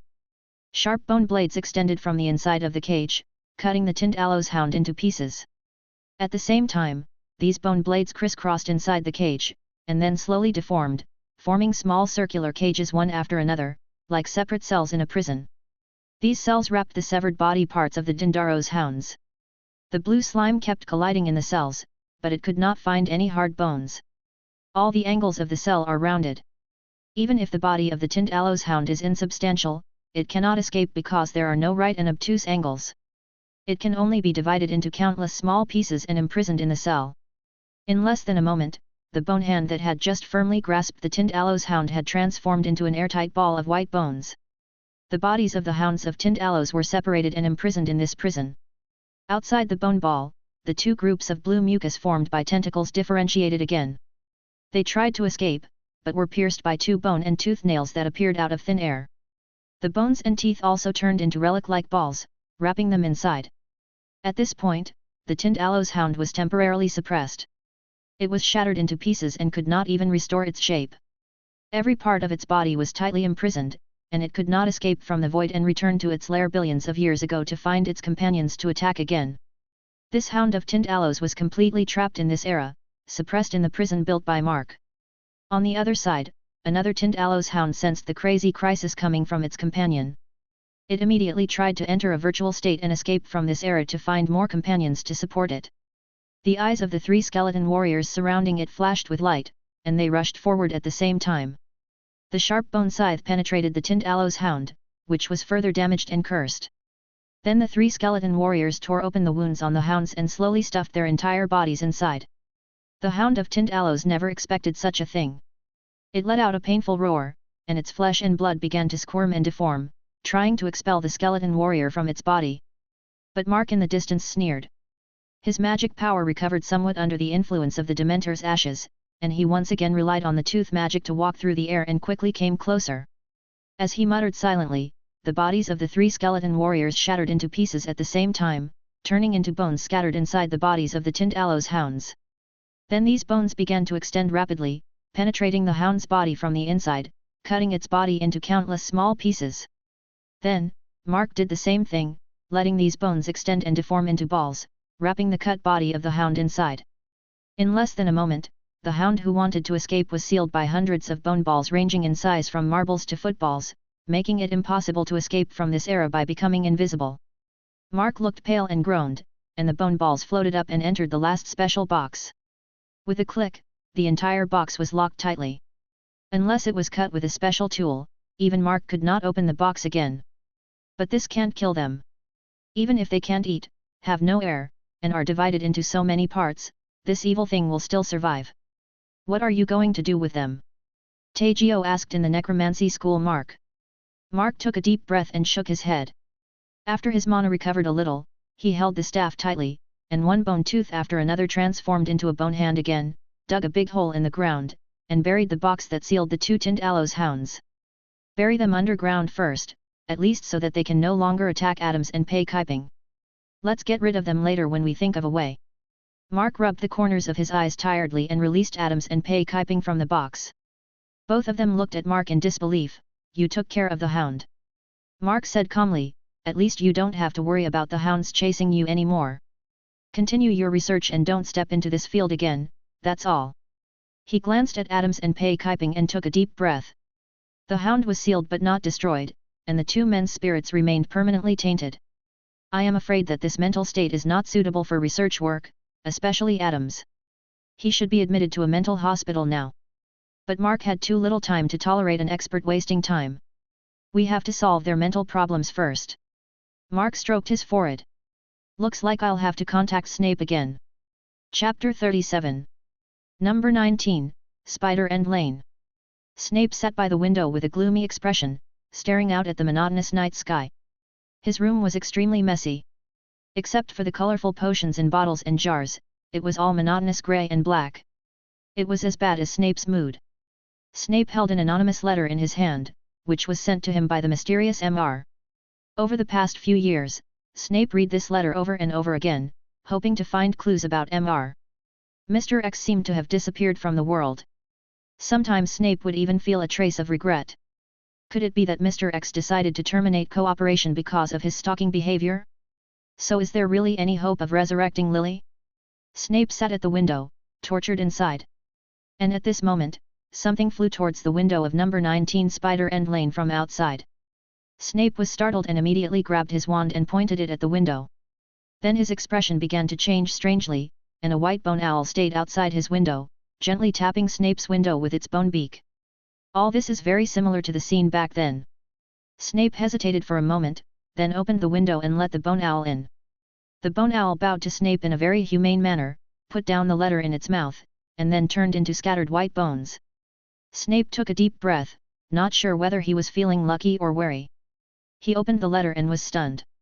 After an unknown amount of time, Snape recovered from the extreme shock and began to dissipate to a place in his memory. The content of this letter is very long, so we will not read it in detail, but only the most essential parts are listed below. Dear Mr. Severus Snape, it's been a few years since I've seen you, but you're well. Our cooperation broke up last time because of your vigilance. This time I want to make another deal with you. I know a few people who experienced the following symptoms because they witnessed some kind of chaotic and crazy evil thing. Mr. Snape is a master of potions and is also proficient in dark magic. He must be able to find a potion that can cure or alleviate such symptoms. If I can help, I will let you fulfill your long-cherished wish, let you see Lily again. I know it still sounds a bit unbelievable, but it doesn't matter, I will pay the down payment, the stone in Marvolo Gaunt's ring, that is the resurrection stone. You can go look for it, but I have to remind you that there is dark magic from Voldemort on it, which is very powerful, so be careful. It was this letter written by Mark that made Snape confused. He vaguely remembered the approximate location of Gunter's old house, and began to dissipate according to his memory. Snape came to a desolate wilderness. He moved forward step by step in the wilderness, searching for the old house where his lifelong hopes were buried. Countless thoughts were tumbling in his mind. He hates being manipulated by others, and is willing to give up everything, including his own freedom and life, for Lily's resurrection. After searching for who knows how long, Snape finally saw the dilapidated house in the night. He immediately ran inside and rummaged through the dilapidated house. After rummaging for a long time, Snape found a ring pressed under a stone under a wall. Marvolo Gaunt's ring, the mark on it he once proudly said was the emblem of his family. I once saw the Daily Prophet's report on the Gaunt family. Damn it, I should have remembered it earlier. That's not a clan emblem, it's the symbol of the Deathly Hallows. Snape's body was shaking after seeing the ring. After Mark informed him about the Deathly Hallows, he also consulted a large amount of information and memorized all the scattered information about the Elder Wand, Invisibility Cloak and Resurrection Stone. Among these three Deathly Hallows, there happened to be one that Snape had heard of before, the Potter family's Invisibility Cloak. He had long heard that James Potter had an ancient, perfect invisibility cloak. Snape felt that it might be one of the legendary Deathly Hallows, especially after he looked up the bloodline of the Potter family. Because the ancestor of the Potter family, Ignotus, was the owner of the legendary invisibility cloak. It was precisely because of these clues that Snape became more and more convinced that the Resurrection Stone really existed in this world, instead of having strong doubts as before. At this time, he looked at the Resurrection Stone placed in front of him and the mark belonging to the Deathly Hallows on the Resurrection Stone, and his heart immediately burst into ecstasy. The Resurrection Stone, this is the Resurrection Stone. Lily can be resurrected. Snape almost forgot at this moment and wanted to hold the Resurrection Stone directly. If it weren't for the burning and pain that came from the dark mark on his arm, I'm afraid that after tonight, the magic world would be missing a potion master. After the dark mark became hot, Snape finally remembered what Mark reminded him, powerful black magic was cast on the Resurrection Stone by Voldemort. Snape gritted his teeth bitterly. It was torture for Snape to have the thing he dreamed of right in front of him, but with no way to get it. He took out his wand and pointed it at Marvolo Gaunt's ring, hoping to separate the resurrection stone from the ring base through magic. Fractured. Snape was afraid of destroying the resurrection stone, so he carefully controlled the flow of magic power and released a splitting spell. But the flash of the magic spell was like a mud cow entering the sea after it came into contact with the ring, without causing any fluctuations. Snape gritted his teeth, increased his magic power, and released another splitting spell. Fractured. The result this time was no different from last time. The ring was intact, as if it had just been blown by a breeze. Snape's eyes showed unwillingness. Burning fire. He released a fire spell, trying to melt the base of the ring, but the flames were directly absorbed by the ring without even a spark. The water is as clear as a spring. The strong water flow washed at the connection between the resurrection stone and the base, but it had no effect. After trying various methods but to no avail, Snape finally grasped the wand and cast his own dark magic spell on the ring. The divine edge has no shadow. An extremely sharp magic power enveloped the air, forming an air blade that passed over the surface of the ring.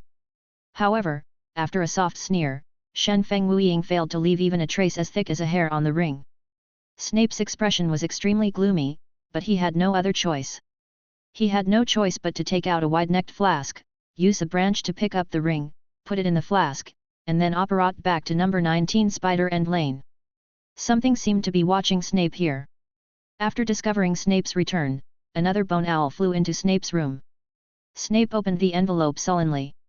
I believe you have tried various methods, but still can't get what you want. Then Mr. Snape, let's complete our deal. Please bring the potion to the XXX address. We may help you break the dark magic on it and let you get the resurrection stone. Snape stared viciously at the skeletal owl. I know you're watching me. If you really have the ability to decipher the black magic above, you must be a master of black magic. Why do you need me to prepare the mental stabilization potion? I don't trust you. If you really want to break the dark magic, Dumbledore must have a way. The bone owl's eyes showed a humanized look of irony. The next moment, the body of the bone owl disintegrated and turned into white bones, which happened to be spliced into a line of text. Mr. Snape, do you like being controlled by Dumbledore so much? Of course we have a way to solve the black magic protection here. It doesn't hurt to tell you. Our method is hydraulic press. Chapter 38. A few days later, Snape hurried to Hogwarts and entered the Hogwarts library.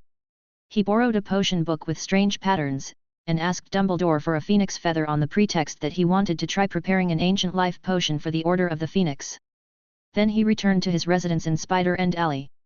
The traces of previous actions had been eliminated by Snape, and the resurrection stone was carefully kept in the secret cabinet in the room by Snape. In the past few days, he had prepared many potions for protection against dark magic, hoping to break the dark magic applied by Voldemort, but to no avail. Voldemort's attainments in dark magic were obviously much higher than Snape's, and the potion prepared by Snape could not shake the dark magic on it at all. In the end, Snape had no other choice but to cooperate with Mr. Snape took the tweezers and carefully placed the phoenix feather into the cauldron. This feather is golden and red in color, looks divine and beautiful, and has a power that makes people feel peaceful and peaceful. The phoenix has incredible vitality, and its tears are the rarest medicine that can cure all injuries. If there were phoenix tears, that kind of mental distortion could even be completely cured. But phoenix tears are so rare that a phoenix may not be able to shed a single tear in its entire life. But phoenix feathers can also have a similar effect, driving away evil and restoring peace to people. After the phoenix feather fell into the crucible, the potion previously prepared by Snape immediately began to react with the phoenix feather. A golden red flame seemed to burn in the crucible, and the dark atmosphere around it was swept away.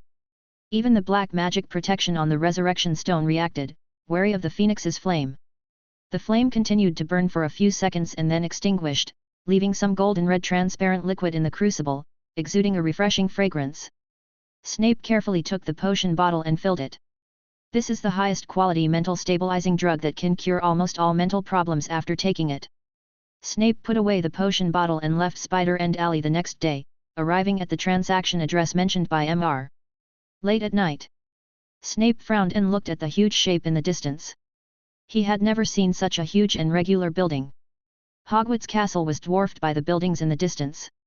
That is the material testing site of the British Steel Alliance. A large amount of advanced steel is tested here every day. No matter how hard the steel is, it will undergo destructive testing here to squeeze all its properties to the extreme. The 10,000-ton hydraulic press here can crush solid steel. Do you think it can crush the black magic protection attached to the resurrection stone? Snape was horrified, and turned around while holding his wand, only to find that a figure had silently entered the darkness. This man was wearing black robes and had a mask on his face. No features could be seen, which made Snape take a few steps back warily. "Are you Mr. Mark said calmly, "I cannot disclose my identity, but one day, Mr. Snape, you will know. I think compared to my insignificant status, shouldn't Mr. Snape be more interested in cracking the protection on the resurrection stone and resurrecting Miss Lily? I have made arrangements. The 10,000-ton hydraulic press will be turned on for us tonight. I suggest you not to waste time. If everything goes well, you may be able to see your beloved tonight." Mark clapped his hands, and several black figures passed by in the nearby shadows, deliberately letting Snape see them. "Restrain unnecessary thoughts, Mr. Snape, it will be good for both of us." After speaking, Mark turned around and walked towards the factory in the distance. Snape snorted coldly, still holding the wand tightly, but did not do anything else, and walked forward maintaining a distance of about 5 meters from Mark. Half an hour later, Mark took Snape through the security inspection measures that had been arranged long ago, entered the factory without any hindrance, and came to the location where the 10,000-ton hydraulic press was placed. "This is..." Snape looked up at this huge machine, his eyes inevitably showing shock. Even a giant dragon seems to be nothing compared to this huge machine. "Is this the hydraulic press you're talking about? Can it really break the black magic protection on the resurrection stone? If you haven't seen it with your own eyes, you can't even imagine the power of that black magic." Mark just smiled faintly. "There are many kinds of power in the world, Mr. Snape, but in terms of sheer power, not many can match this machine. Take out the resurrection stone." Mark handed over a specially processed mold with a hollow center to make room for the samples. "Place the resurrection stone in this cavity." Snape took a deep breath, with doubt in his eyes, but he still carefully took out the resurrection stone, not daring to touch it directly. Instead, he strung the ring together with a thin mithril wire and put it into the mold. Mark grabbed the mold clamps, placed the mold into the sample stage of the hydraulic press, and then locked the sample stage with the machine. Only then did he wave his hand to signal Snape to retreat, and then led Snape to the control room behind the hydraulic machine that was surrounded by bulletproof glass. "Is this thing really useful?" Snape looked through the glass at the huge hydraulic press not far away. Mark didn't say much, just watch. The machine had been debugged before. Mark fine-tuned a few parameters. After confirming that the safety measures were okay, he took a deep breath and pulled the start lever of the hydraulic press. Boom! The hydraulic press began to operate, and the rumbling noise began to spread in the space, like a giant beast waking up, revealing a surging sense of power. The hydraulic device starts to move, and the pressure head starts to move, slowly approaching the sample stage at a constant rate. The air in the sample stage seemed a little uneasy. The resurrection stone had already been made into a Horcrux by Voldemort, and it contained a fragment of Voldemort's soul. When the hydraulic press was started, the strong sense of threat revived the fragment of Voldemort's soul. It let out a scream, and the resurrection stone immediately lit up with dense spell auras. Some of the spell auras even emitted the howls of resentful souls. Snape in the control room took a breath.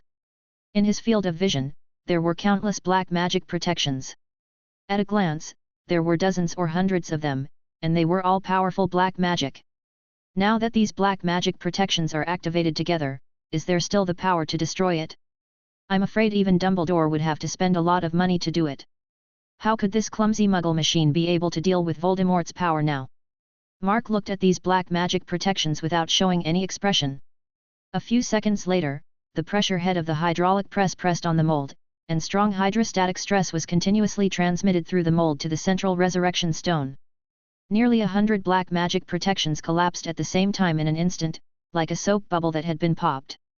Under the water pressure machine, a shrill scream came out, which was almost a headache, and then in an instant it was so weak that it was almost inaudible. Poof! A muffled sound came from the mold. With a click, Mark immediately shut down the hydraulic press, removed the hydrostatic pressure, and the experiment ended after only a few seconds. Most of these few seconds are spent on moving and preheating the indenter. The time to actually contact the mold and start applying force may not even last for 0.5 seconds. Snape still didn't understand what was happening. Seeing Mark shut down the machine, he immediately asked anxiously, "What happened? Could it be that the machine was destroyed by the Dark Lord's magic?" Mark said calmly. "No, the test was successful, Mr. Snape. I may have overestimated Voldemort's dark magic protection. I set the hydrostatic pressure a little too high. Maybe, the ring is broken, but the resurrection stone should still be usable. I suggest you go and have a look. Also, congratulations on turning from darkness to light and destroying one of Voldemort's Horcruxes and a piece of his soul. Happy cooperation." Chapter 39. Just now, when he heard that Voldemort's dark magic had been broken, Snape's mood was one of disbelief and ecstasy. So now, when Mark slowly told Snape that the resurrection stone was actually Voldemort's Horcrux, Snape's joy suddenly solidified. Instead, his expression gradually became dull. Soul, weapon. Snape's heart sank little by little. "You said that this is a Horcrux made by the Dark Lord after splitting his soul, and I just personally participated in the process of destroying it." Mark smiled and said, "Yes, it feels very fulfilling. We punished the evil Dark Lord with our own hands and dedicated our strength to destroying him. Mr. Snape, I bet that if the Ministry of Magic knew about your achievements, they would ask the Wizengamot to award you the Order of Merlin." Fury appeared on Snape's face. He clenched his wand and pointed it directly at Mark, with murderous intent bursting out of his eyes. "Are you plotting against me? You have long known that the resurrection stone was made into a Horcrux by the Dark Lord, so you deliberately let me get it and destroy it. What are your intentions?" Being pointed at by Snape's wand, Mark didn't show any worried expression. In the shadow next to it, a flash of fire suddenly appeared. "Call out!" A strong wind passed by, and a bullet passed by, breaking the wand in Snape's hand into two pieces. Snape felt a hot feeling pass through his hand, and then the wand shortened into two pieces, taking away his ability to cast spells. 3 skeleton warriors came out of the shadows. Each skeleton warrior held a submachine gun in his hand, and smoke was still coming out of the muzzle of one of the guns. "You!" Snape was shocked. He had never seen such a fast and powerful weapon. In just a split second, Snape didn't even have time to react, and the wand in his hand was broken into two pieces. After a moment of silence, Snape dropped the remains of the wand in his hand and looked at Mark coldly. "What exactly do you want to do?" Mark calmly revealed Voldemort's secret to Snape. A Horcrux is a dark magic creation that splits the soul. Voldemort split the soul and attached it to the object. As long as these soul fragments are still intact, Voldemort can never truly die. He created a total of 7 Horcruxes, and the resurrection stone we just destroyed is just one of them. As long as there is still one Horcrux, it is impossible for us to prevent Voldemort's return. He looked sharply at Snape. "Voldemort will definitely know that it was you who destroyed his Horcrux. You will receive the cruelest punishment, and even the person you love the most will be tortured for eternity." Snape glared at Mark. "I have no one to love." Mark looked at him sarcastically. "Yes, without a lover, there is no weakness. But unfortunately, you have. Lily's descendant, Harry Potter, which is your weakness. But Harry Potter is directly protected by Dumbledore. I will not be stupid enough to touch the reverse scale of the greatest white wizard. So I created a weakness for you, Severus Snape, a greater weakness than Harry Potter." Mark walked to the mold and took out the resurrection stone with tweezers. There is a long crack on the resurrection stone, which almost cuts it in half, but fortunately it has not broken. Mark had a strange look in his eyes, and gently placed the resurrection stone into Snape's hand. Snape knew what Mark was going to do. He gritted his teeth. "Devil, you devil!" Mark said indifferently, "Having some weaknesses caught by others will make people feel more at ease, isn't it, Mr. Snape? Your weakness is caught by both Dumbledore and Voldemort, so they both feel reassured about you. Now, I also want to catch your weakness. For Lily, can you work harder and become a triple agent?" Mark grabbed Snape's hand and whispered, "The resurrection stone is about to break. Are you sure you don't want to resurrect Lily?" Snape's face showed a look of extreme pain, and Mark gently held his hand and turned it around. A strange wave emitted from the resurrection stone. In front of Snape, a white translucent figure emerged in the void, looking at this scene blankly. The appearance and figure of this figure were exactly the Lily in Snape's memory, Harry Potter's mother. After seeing Lily, the anger and unwillingness that was boiling in Snape's heart suddenly receded, and tears fell involuntarily in his eyes. He hugged up and held Lily's soul in his arms, as if he could feel Lily's warmth. But then, Mark's words made Snape feel like he had fallen into an ice cave. If Dumbledore knew that Lily's soul was resurrected, would he allow Lily to exist? Haha, when he finds out that your weakness has disappeared, will he trust you again and let you lurk next to Voldemort? And what if Voldemort discovers Lily? Then he will know that it was you who destroyed his Horcrux, and both you and Lily will suffer the most cruel torture. To resurrect Lily, you need the Resurrection Stone, but to destroy Lily, you only need a small note. Snape's face was as pale as death. Devil, what do you want to get from me after you have worked so hard? Mark's eyes became serious.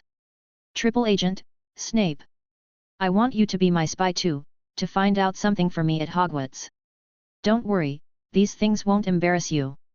I won't let you pry into Dumbledore's secrets or anything like that, just pry into some ancient magic.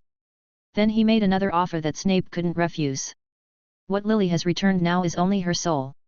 Given time, I promise, I will bring her back exactly as she is. Snape took a deep look at Mark, suppressing the unhappiness and anger in his heart.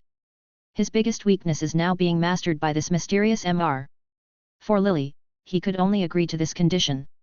I promise. Tell me, what do you want me to find out for you? Mark said softly.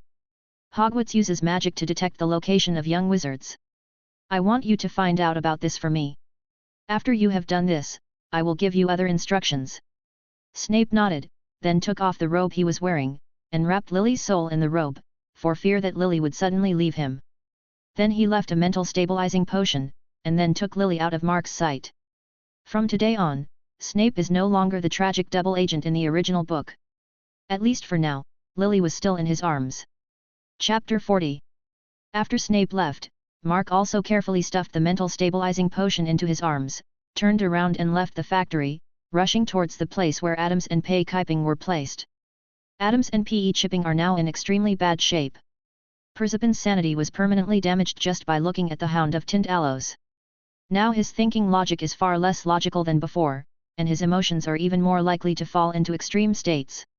Pei Zippin is now sometimes overjoyed, sometimes furious, sometimes extremely frightened because of past nightmares, sometimes falling into crazy hallucinations because of dreaming of some weird knowledge. Every day, Pei Kiping doesn't have much time to calm down, let alone conduct research work. But it's a lot better than Adam's situation. Adams had barely even a moment of lucidity at all. His eyes seemed to be filled with hallucinations, and his chapped lips murmured some horrible words. He can only calm down now by relying on medicine every day. If it weren't for the last string being stretched, Adams would have gone completely crazy. Marin hired specialized mental illness experts to diagnose them. But the results of the diagnosis were very bad. Both of them suffered from strong delusions and it would be difficult to return to a normal life. Squeak! When Mark opened the door, Pei Kiping was tied to the bed and was recovering from a crazy delusion. After each hallucination attack, he could still maintain normal judgment for a period of time. Pei Kiping looked at his room and the equipment used to deal with mental patients, with a sad look in his eyes. I never knew losing one's rationality was such a painful thing. Don't tell my family that I have become like this. I have seen some horrific things in my hallucinations more than once, and they still exist on this earth. Please isolate me from my family. I'm afraid that if I utter unconscious words, I will say the names of those horrible entities, causing my family and friends who come to visit me to fall into this indescribable madness. Please also write a letter of resignation on my behalf and resign as a professor at the University of London. I can no longer continue my research work. Let me rot here, don't spread this horror to more people, I don't need a caregiver, thank you. Mark sighed softly, took out the mental stabilizing potion from his arms, and poured a few drops into a water glass according to Snape's instructions. He pinched the corners of Pei Kiping's mouth, asked Pei Kiping to open his mouth, and then poured the mental stabilizing potion in the water glass into Pei Kiping's body. The next moment, Pei Kiping let out a cry of pain. Ah! Fire, flame! I'm on fire! His eyes were filled with golden red color, as if phoenix fire was burning in his pupils. Veins popped up on Pei Kiping's face, and streaks of black energy gathered on his face, forming another vicious and terrifying monster face. When this monster's face appeared, Mark's eyes flashed coldly. He quickly shook out half a bottle of mental stabilizing medicine from the medicine bottle and poured it into Pei Kaiping's body again. The golden red flames in Pei Kaiping's eyes immediately became as strong as substance. The monster face made of black gas on his face showed a malicious look, and then let out a painful howl, turning into bursts of black smoke from Pei Kaiping, steaming out of his body. These black energies wanted to penetrate into Mark's body, but the mark of the necromancy school on Mark's left hand immediately emitted a faint light, blocking them out until they dissipated. At this time, Pei Kaiping relaxed all over, but a long-lost tranquility and peace appeared on his face, and his spirit finally calmed down. Mark finally breathed a sigh of relief when he saw that the potion was effective. He opened the door to Adam's room again and did the same to Adam's. But the malice surrounding Adam's was more than 10 times stronger than that of P.E. Chipping. Mark poured all the remaining mental stabilizing medicine into Adam's, hoping to revive this talented scholar who was praised highly by Pei Kaiping, but he still failed. A large amount of black energy escaped from Adam's body and dissipated under the double attack of the mental stabilization potion and the mark of the necromancy school. However, until the potion was exhausted, there was still a black air lingering on Adam's body. Cough. Cough. Adams coughed a few times and woke up from the effects of the sedative medicine. Compared to Pei Kaiping, his ability to resist this kind of malice seems to be much stronger, and he is actually able to control his emotions and think and communicate normally. Did you do this? It's incredible, I feel so much more relaxed. The terrifying sounds echoing in my ears were no longer audible, and the hallucinations that would always drown me were dissipated like a tide. I saw the real world that I had not seen for a long time. Adams pressed his head in pain and said gratefully to Mark, "Thank you, Mr. Mysterious. If it weren't for you, I'm afraid I would spend my last days in madness and not be able to have the last period of peace like this." Mark's voice was a little low, "But they are entangled too deeply in you and cannot be driven away. Your improvement is only temporary. They will eventually drag you back to the previous situation bit by bit. You will only have about 3 years left to think clearly. Have you figured out what to do with the time?" Adams smiled bitterly. "I have no family anymore. The only thing left in the world that is meaningful to me is research.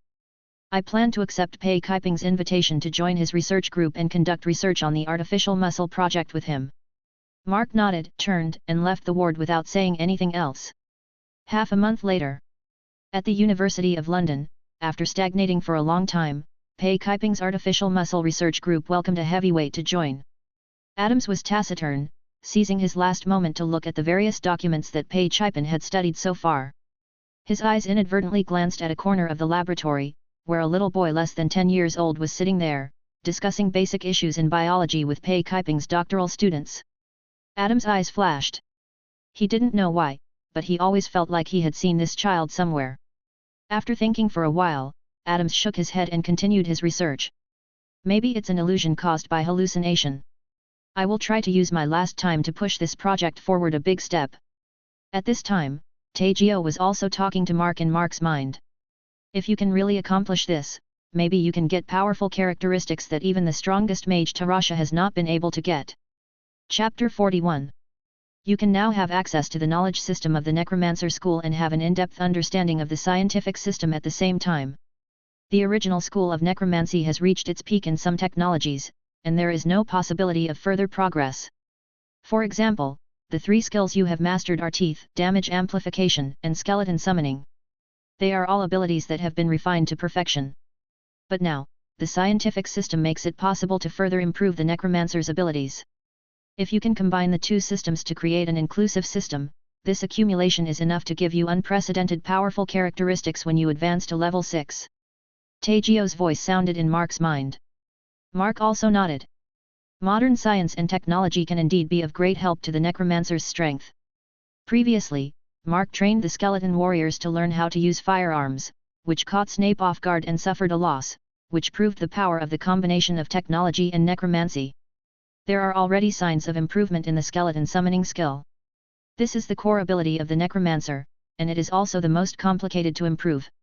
I still have to wait until the artificial muscle project is completed before I have a way to improve my skeleton summoning skills. Let's start with the teeth. For the next period of time, Mark stayed in Pei Kaiping's project team and followed up on the progress of the artificial muscle project. On the other hand, he was also in frequent contact with professors in related fields and obtained information useful to him from them. The experimental plan was quickly determined. Mark decided to change the material of the bone teeth summoned by the tooth skill to enhance the lethality of the bone teeth and allow it to adapt to the needs of various environments. I needed to get a biomimetic composite material that was based on bone. The base is naturally calcium hydroxyphosphate, and the reinforcement material is based on literature research. TiB2 particles are an ideal reinforcement material. It's a ceramic particle with extremely high hardness and excellent thermal properties. Recent research shows that the mechanical properties, thermal properties, and interface stability of TiB2 particle reinforced aluminum matrix composites prepared by in situ autogenous methods are extremely high. These professors in bionics also said that transferring the methods used in aluminum-based composite materials should also be effective in bone reinforcement. Mark thought about it and without any hesitation, he directly invested a sum of money to several research institutes studying bionic materials and asked them to carry out research work on several different research routes. This money is not spent much. After all, this project is based on bones, and the cost of raw materials is not too high. If it were to be a research institute that studies optics, the cost would be several times higher. Because recently, Japanese research institutes have produced sensational results in the field of bionics. They used an electron microscope to observe the wings of the great blue morpho butterfly and found that the structure of the wings and the arrangement of scales had strange optical patterns. The great blue morpho is a very beautiful butterfly in nature. Its wings can reflect the blue color and fly colorfully, which is very beautiful. However, a Japanese research institute discovered optical patterns in the wings of the great blue morpho butterfly, and applied this pattern to artificial gratings. After 3 consecutive articles were published in the magazine Nature, the original pattern of the great blue morpho butterfly species known only to insect enthusiasts have become frequent visitors on optical bionic test benches. A pair of real blue morpho butterfly wings would cost hundreds of dollars at this time. And an experiment consumes a lot of wings, which consumes a lot of money. Some research institutes follow the trend and spend even more money to study other weird animals. Therefore, the optical field is a big pit. I've digressed a bit, so let's get back to the point. While Mark was busy working on the improvement of his teeth, he also did not forget to improve the damage-aggravating curse. After Mark's careful consideration, the improvement of the damage amplification curse still had to come from the biochemical aspect. My main combat needs now are to deal with the possible wizard pursuit, so the direction of improvement must be in this direction. The essence of the damage amplification curse is that the necromancer converts his magic power into a special state, invading the enemy's body, causing the enemy's wounds to expand and fester. After continuous improvement, the damage amplification can also affect ghosts and other entities. In the Harry Potter world, the vitality of wizards is not as strong as the enemies in the dark world, and is even a little stronger than ordinary people. If the vitals are pierced, wizards who do not use special magic will basically die. The effect of the damage amplification curse actually doesn't have much effect on wizards, but what if I refer to some virus characteristics in the biochemical field to attack certain systems of wizards? Mark's eyes lit up. The special magic power transformed by the damage amplification curse cannot perform 2 complex actions, nor can it directly cause damage, but sometimes some simple systems can cause a strong reaction in the human body if they are simply touched. Like a knee-jerk reaction. If I can make the magic power of the damage amplification curse stimulate the nerves near the enemy's knees, if the intensity is enough, I can cause the enemy to have a knee-jerk reflex and their calves will kick reflexively.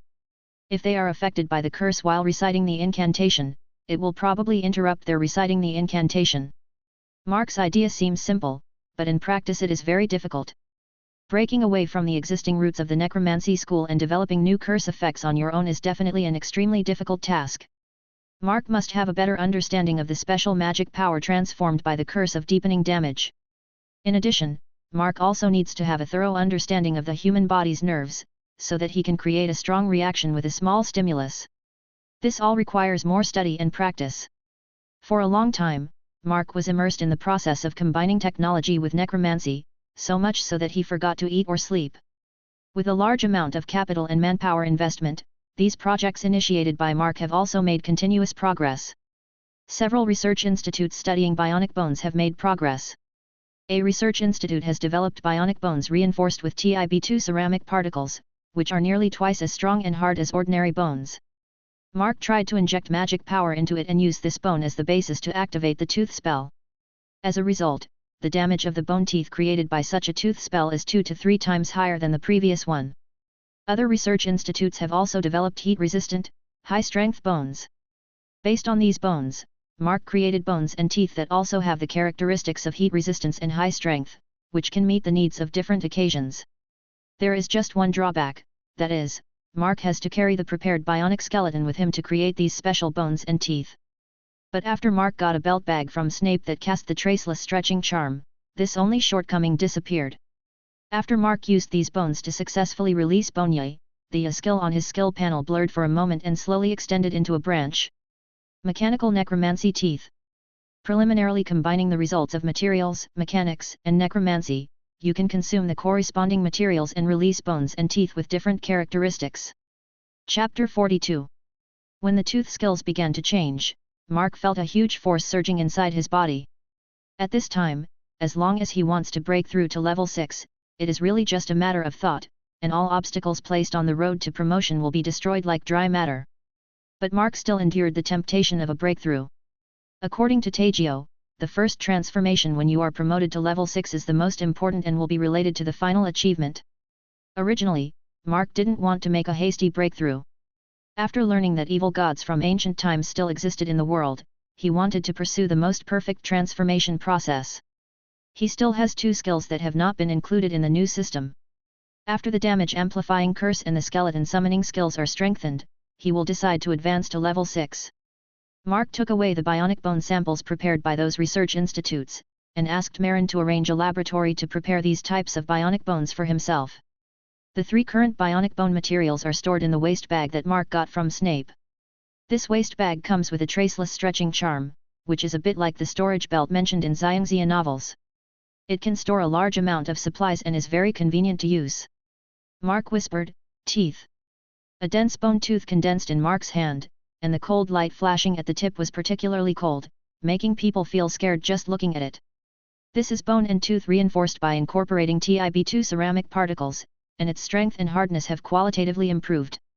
Mark waved his hand casually, and a burst of magic power was injected into it. The bone tooth made a sharp sound of breaking through the air, roaring through a huge stone, leaving a transparent hole from front to back. Mark nodded with satisfaction. The power of this bone tooth was probably enough to penetrate a thinner iron plate.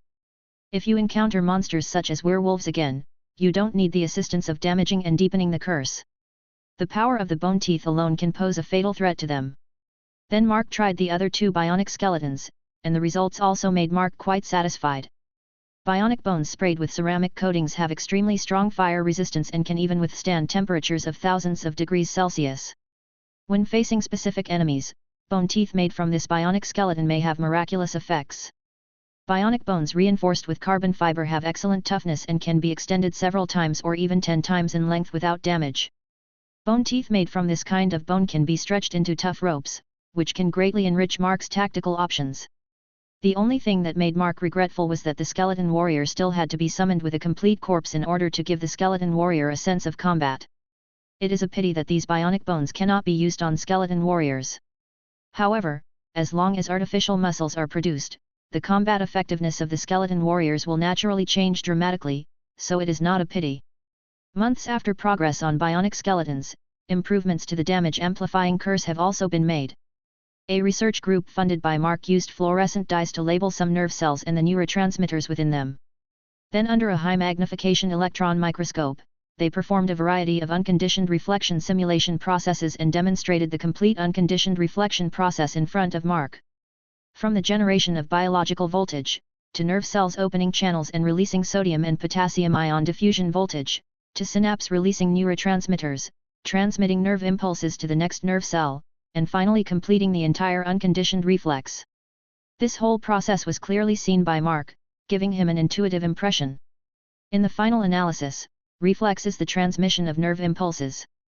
As long as sufficient stimulation is given at an appropriate place, the nerve cells themselves will generate impulses and transmit them, and finally form a reflex process. The special magic power of the damage-enhancing curse cannot directly cause damage, but it can still be done by giving it a little stimulation. As long as I find the most suitable attack position, I can cause various different reactions in the enemy's body. Mark's eyes sparkled. He already knew the principles very thoroughly, and the rest was just a matter of practice making perfect. Mark secretly funded a psychological laboratory and asked them to recruit some psychological volunteers to participate in some harmless psychological experiments. During the experiment, Mark was sitting in the next room, constantly releasing curses to stimulate specific areas in the bodies of these volunteers, hoping to induce certain reflexes in them. Of course it was difficult at first. The damage-increasing curse released by Mark in the past has been continuously improved by hundreds of generations of necromancers. Its magic power is evenly spread and distributed in every corner of the enemy's body. Now that Mark wants to generate a nerve impulse in the human body, he needs to concentrate these special magic powers. This step alone took Mark a lot of effort. It took at least a month for Mark to be able to concentrate these scattered special magic powers into an area the size of a pinhead. Only then could Mark continue the development process of the curse. He could only use clumsy methods to stimulate point after point in specific areas and record the reactions of these volunteers. Do their knees bounce involuntarily, their fingers twitch involuntarily, or they feel the urge to sneeze? Where is the place that causes them to have these reactions, and in what way can magic be used to cause these reactions? Mark has left the system originally set by the necromancy school and embarked on a difficult path of developing curses on his own. To give an example, this is probably like the difference in difficulty between practicing family secrets and self-created secrets in martial arts novels. If you want to create something by yourself, you have to have someone constantly feeding you. Fortunately, Mark was rich. He spent a lot of money to recruit volunteers in the psychology laboratory every day. There was an endless stream of volunteers. At his peak, Mark released more than 70 volunteers no less than 10 times a day. Cursed to see their reaction. In the process of continuous practice, Mark began to understand these reactions more and more. On his skill tree, the damage amplification curse is constantly flashing, extending a new branch. This branch was originally dark, but as Mark practiced again and again, it began to become brighter and brighter. A few months later, Mark skillfully used the curse in the laboratory. 3 volunteers reacted almost simultaneously. A seated volunteer developed a knee-jerk reflex, and his knee suddenly jumped and kicked the back of the chair in front of him. The fingers of another volunteer who was filling out a form suddenly twitched, and the handwriting he was writing fluently became distorted, and then returned to normal. The third volunteer squinted his eyes. He had the urge to sneeze, and after a second or two he couldn't help but sneeze loudly. At this moment, the changes on Mark's skill panel finally ended. The curse of damage amplification has branched out into a new branch. Unconditioned reflex curse. Combining the results of curse science and neurology, you use the special magic power of the curse to stimulate the enemy's specific nervous system. A small stimulation can produce a huge reaction. Depending on how the magic power is used, the enemy will have one of 3 conditions: knee-jerk reflex, finger twitching, or sneezing. Boom! When the change was completed, another huge force was generated in Mark's body, which was suppressed by Mark a moment later. The next step is the last skill, skeleton summoning. When the artificial muscles are completed, the skeleton summoning skill will be strengthened, which is when I will advance to level 6. Mark sat in the library, absorbing knowledge and waiting patiently. Time passes day after day. A year later, that is, 3 months before Mark reached the age of admission to Hogwarts. Finally, news came from PE Chipping and Adams. The artificial muscle project has achieved initial results. We found a suitable material and made samples that could shrink and stretch. Chapter 43. 3 months before Mark was about to reach Hogwarts entrance age, news of progress in the artificial muscle project finally came from PE Chipping and Adams. Only then did Mark look away from the book in front of him and exhaled softly. Back and forth, the artificial muscle project has taken nearly 3 years, and now it is finally bearing fruit. On his skill panel, skeleton summoning is the last skill that has not yet been integrated with modern science and technology, and now it can finally be started. When the skeleton summoning skill is transformed, it will be when I will be promoted to level 6. At that time, the pursuit from the magic world will come. A strange look flashed across Mark's eyes, and he sent a letter to the address agreed upon with Snape. When Mark stepped into the artificial muscle research group, the research group was filled with excitement. Seeing the project investors coming, PE Chipping was also relieved. The research funds he received in the past few years were not in vain, and he finally developed something that he could explain to Mark. He quickly brought Mark to the test stand. The microscope on the test stand showed the image of a bundle of fibers. This is the artificial muscle fiber material we discovered. Its basic composition is a specially designed high molecular polymer that is approximately 10 times stronger than human muscle fibers. In order to allow it to relax and compress after being electrically stimulated, we specially designed the functional groups of this polymer. This was proposed by Professor Adams. It is definitely a genius idea. It's actually very simple to say. As we all know, the molecule as a whole is uncharged. For example, in water molecules, the valencies of hydrogen and oxygen are neutralized to zero. But within the molecule, due to uneven atomic mass and arrangement, the electrical properties of some places will be negative and the electrical properties of some places will be positive, but the overall electrical properties will remain neutral. This is like national income. For example, the per capita annual income is £10,000. Some people may have an annual income of £1 million, and some people may have an annual income of £1,000. The overall level is maintained at this level, but there are local differences. This is similar to the charge distribution within molecules. Then if an external electric field is applied to this molecule, due to the uneven internal charge distribution, different parts of the molecule will receive different forces, which will cause deformation.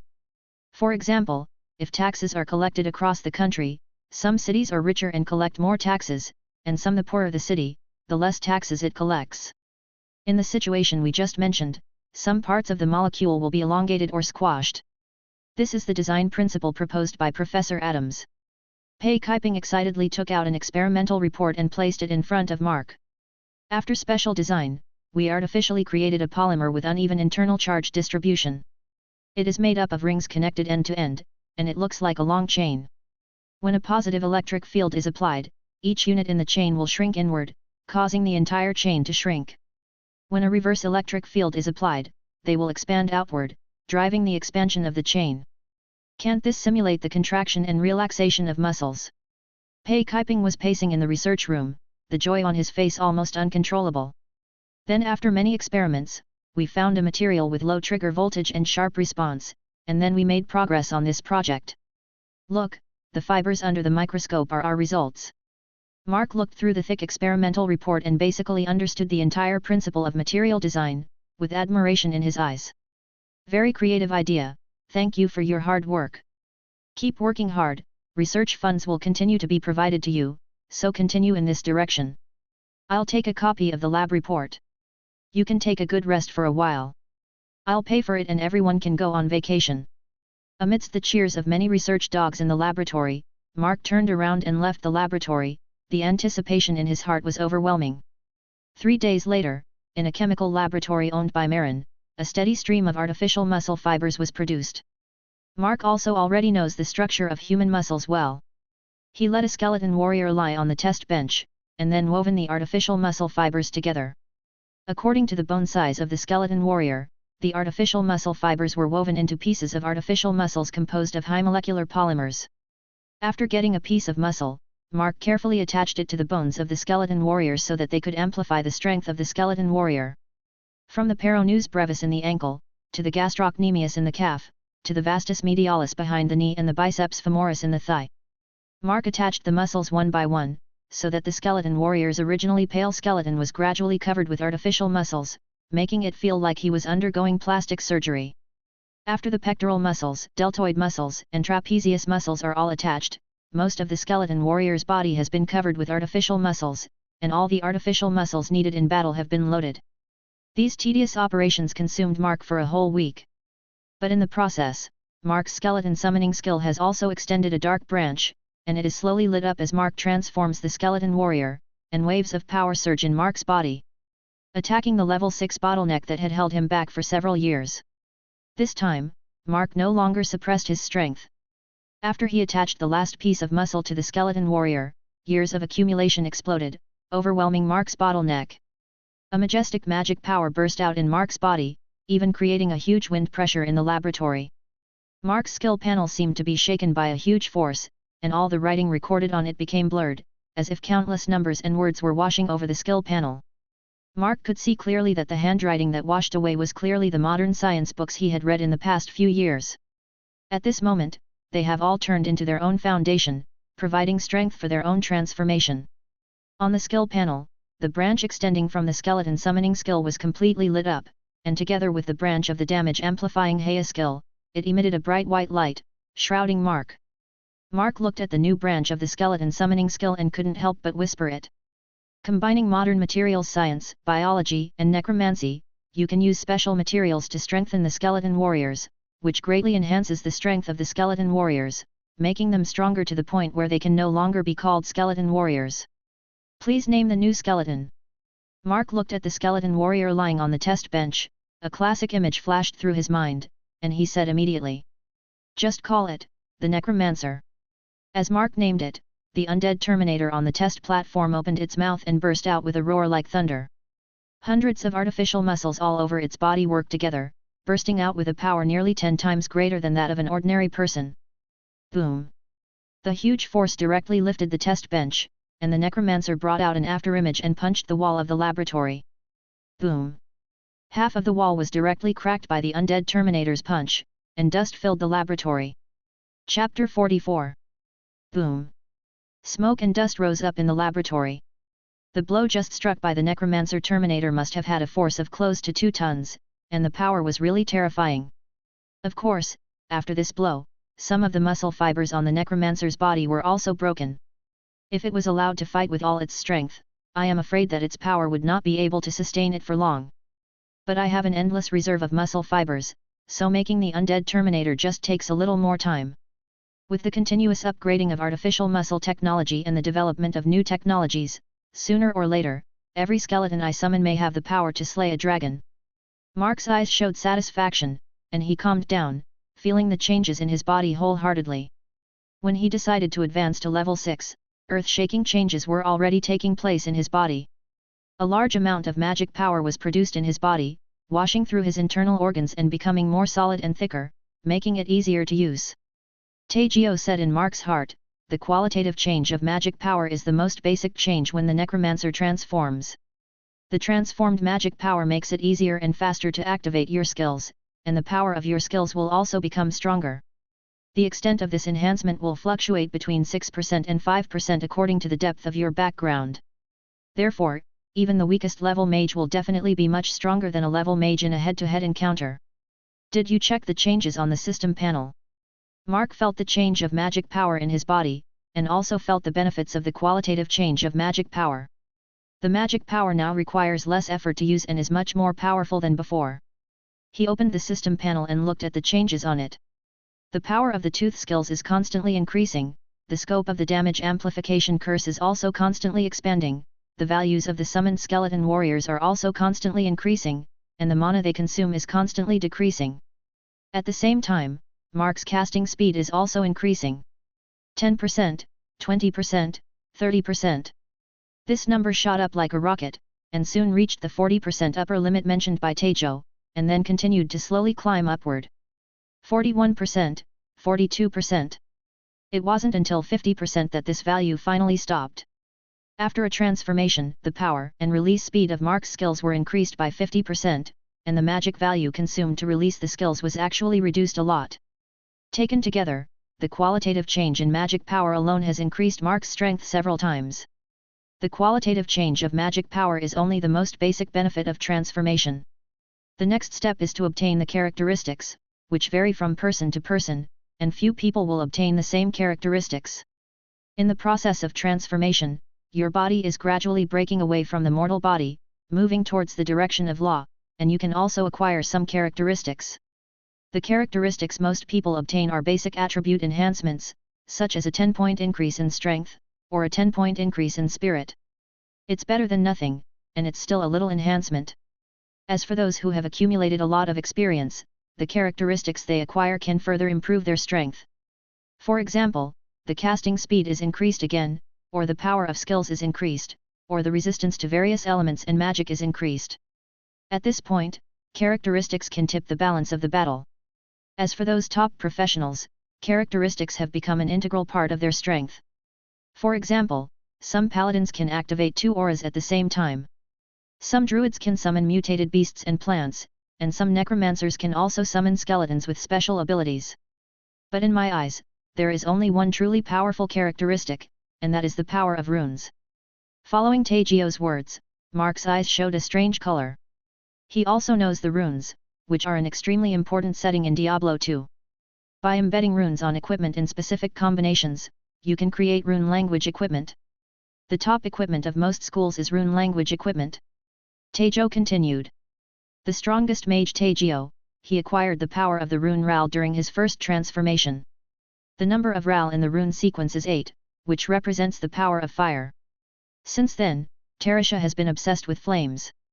His understanding has improved almost by leaps and bounds, and he even created several powerful fire spells by himself. Then in the subsequent transformations, he successively obtained the power of rune Odt with serial number 9 and the power of rune Shur with serial number 10. They represent the power of lightning and ice respectively. These 3 runes combine to form the rune language, allowing Tarisha to freely combine the 3 elements to create almost endless powerful spells. It was the words of runes obtained during transformation that laid the foundation for Tarisha to become the strongest mage. If you can obtain the power of a rune, it means that you definitely have the potential to stand shoulder to shoulder with Tarisha. It is not impossible to compete with these evil gods hidden on the earth in the future. Mark took a deep breath, the language of runes. Immediately afterwards, a majestic and ancient force, as if the power of the law of the universe enveloped Mark. Countless information flashed before Mark's eyes like a flood, and then disappeared without a trace in an instant. Attribute enhancement, spell casting speed increase, magic damage reduction. These characteristics appeared in front of Mark, and then disappeared instantly. It seemed that this force was choosing the characteristics that suited Mark for him. In just a moment, a mysterious picture composed of strange patterns lit up in front of Mark's eyes. These patterns are intertwined and connected, and each pattern reveals a different feeling. Some patterns are either hot or cold, which seem to represent the power of elements. Some patterns reveal a feeling of lightness and swiftness, seeming to represent speed. The pattern in the center conveys an ancient feeling of immortality, as if the rune itself represents immortality. Mark looked at these patterns one by one and found that they were somewhat similar to the rune patterns in Diablo 2 in his memory. There are 33 of them in total, and they combine to form most of the power in the world. As for the rune in the center, Mark clearly remembered its name. Sequence number 33 rune, Sada, means eternal, and represents immortal power. Mark took a deep breath. Which rune's properties will I get? That force also seemed hesitant. After Mark waited for a long time, a rune on the scroll lit up, casting light towards Mark. Mark could clearly see that it was the rune L with sequence number 1, which meant seeing through and bright. When this rune cast power into Mark's body, Mark felt that everything in front of him became extremely clear, and the world became more intimate than ever before, as if a veil had been lifted to him. With the help of L runes, Mark was able to quickly see through the problems that he didn't understand in the past and find a breakthrough. In battle, Mark can also more easily catch the enemy's weaknesses and will not be confused by any illusions or darkness. Feeling Al's power, Mark also breathed a sigh of relief. Then before he could recover, the second rune on the scroll also lit up, casting a ray of light towards Mark again. The rune's serial number is 2, and its name is Ed, which means after death. When the power of this rune fell into his body, Mark felt that he had a better understanding of the power of the Necromancer. At this time, he was able to understand some of the knowledge that he could not understand in the inheritance mark of the necromancy school. Read without hindrance. And he has a deeper understanding of his skills. If he was asked to complete the previous improvement work now, he felt that it might only take 1/3 or even a quarter of the time. After these 2 runes lit up, Mark's transformation process finally ended. Feeling the completely different world in front of him, Mark was shocked. Is this the power of runes?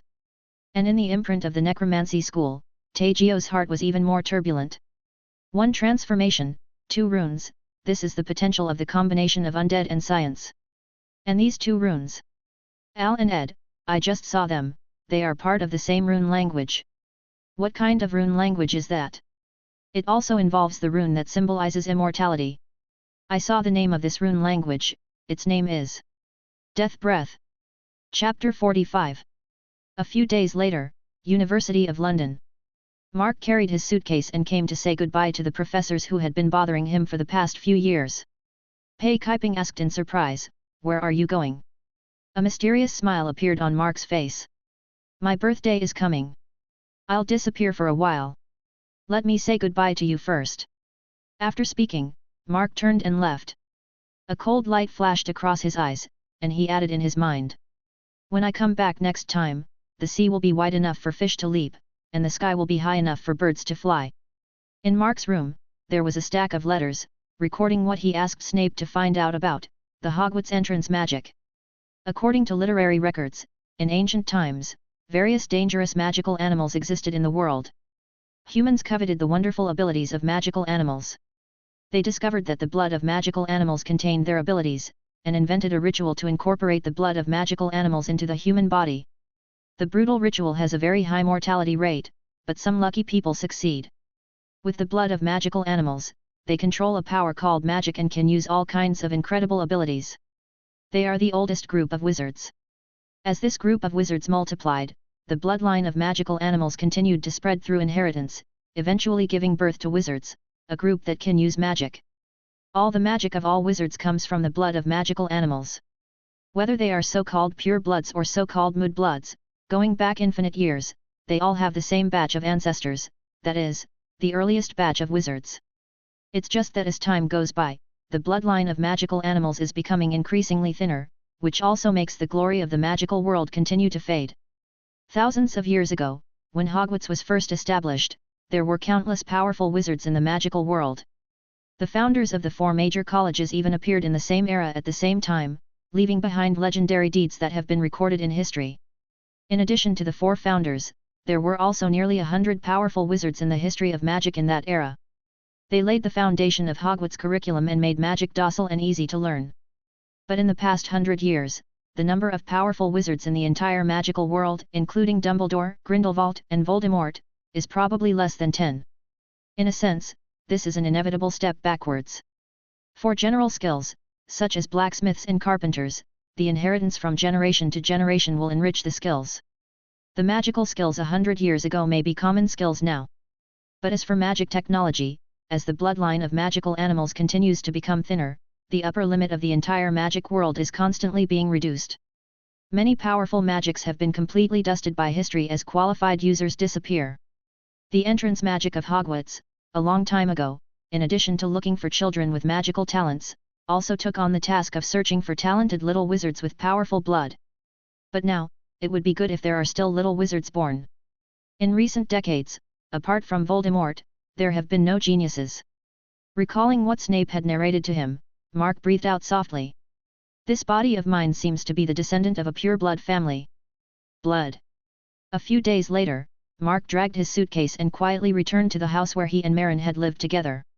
Marin has made more and more achievements in business in recent years. At a young age, she has been reported by newspapers many times and is hailed as a rare business genius. The machinery factory and ranch founded by Mark and Marin together have grown in scale in recent years. Marin has long become a well-known figure in the local area. Tens of thousands of people have to rely on Marin's industry to make a living. Marin does not give them various blessings like other capitalists, so she is also deeply loved by the local people. Adored.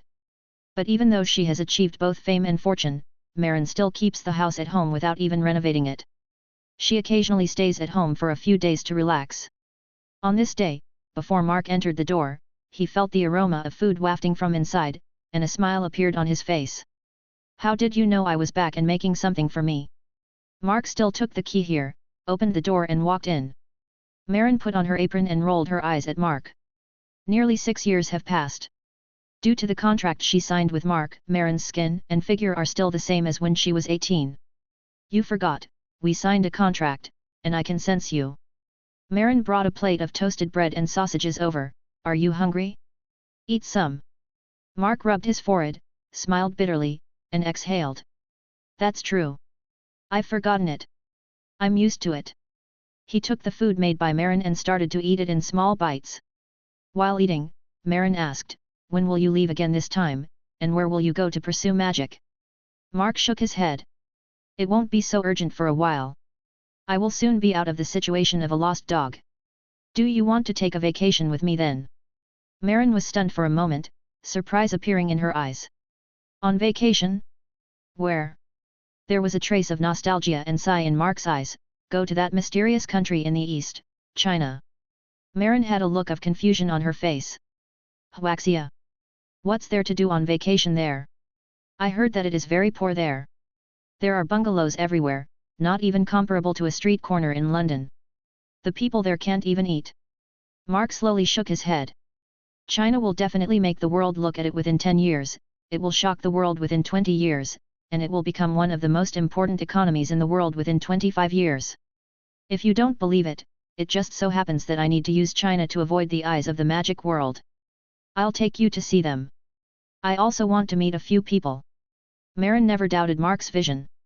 Now that Mark said so, she nodded and said happily, "Okay, who are you going to see? What gifts should I bring?" Mark said lightly.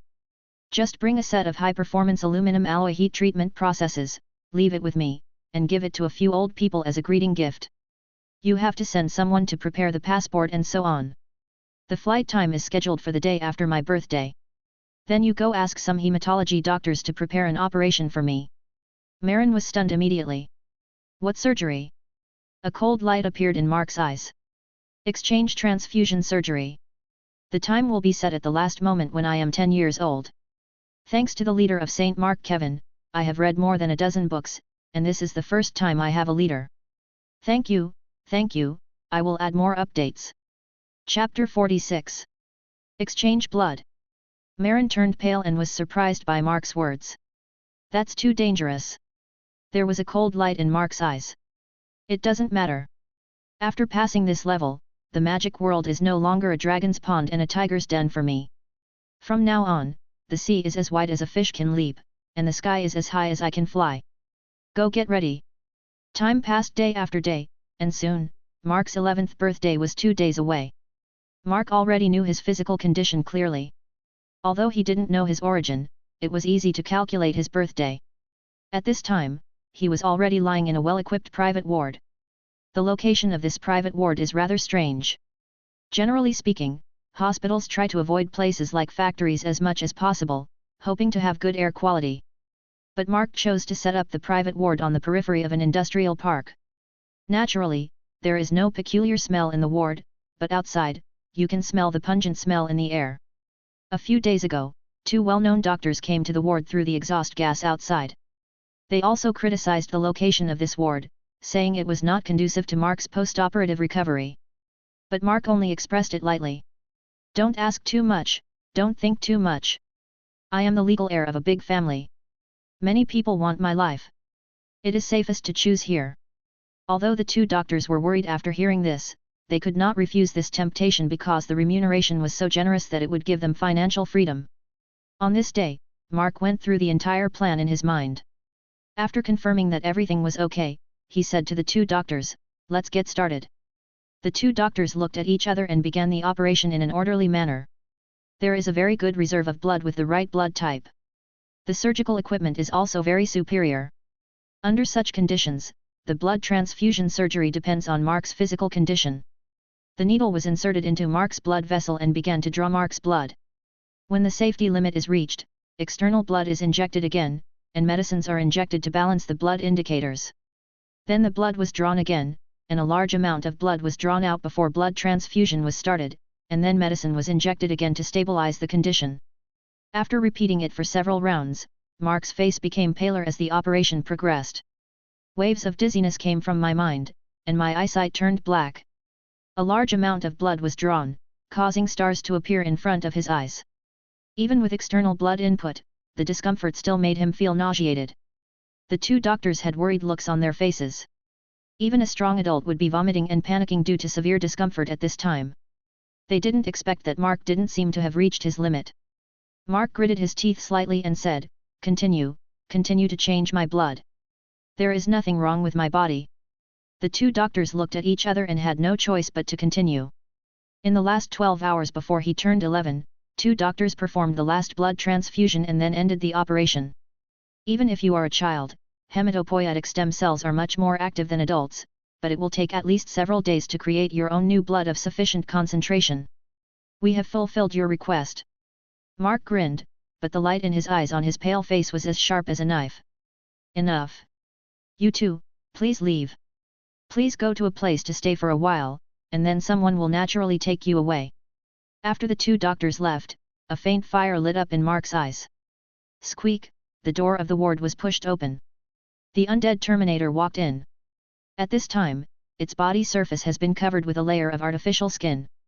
Of course, this artificial skin only looks realistic, but in fact it has no skin function. But that's enough. There is also a black intertwined pattern of skulls and snakes printed on its arm. At first glance, it looks almost indistinguishable from the mark of the Dark Devil. The power of technology. Mark had a look of satisfaction in his eyes. The undead Terminator grabbed the syringe and inserted it into several blood bags, which contained Mark's original blood. Then it inserted the needle into its own body, which already had artificial microscopic tubes attached to the muscles and skeleton. It was considered a simple artificial blood vessel internet cafe. As the needle pushed forward, Mark's blood settled in the artificial blood vessels in the undead Terminator's body. Mark looked at the necromancer carefully, finally nodded, and breathed out gently. Finished. Then who was detected under the magic of admission to Hogwarts? Hogwarts was also extremely lively at this time.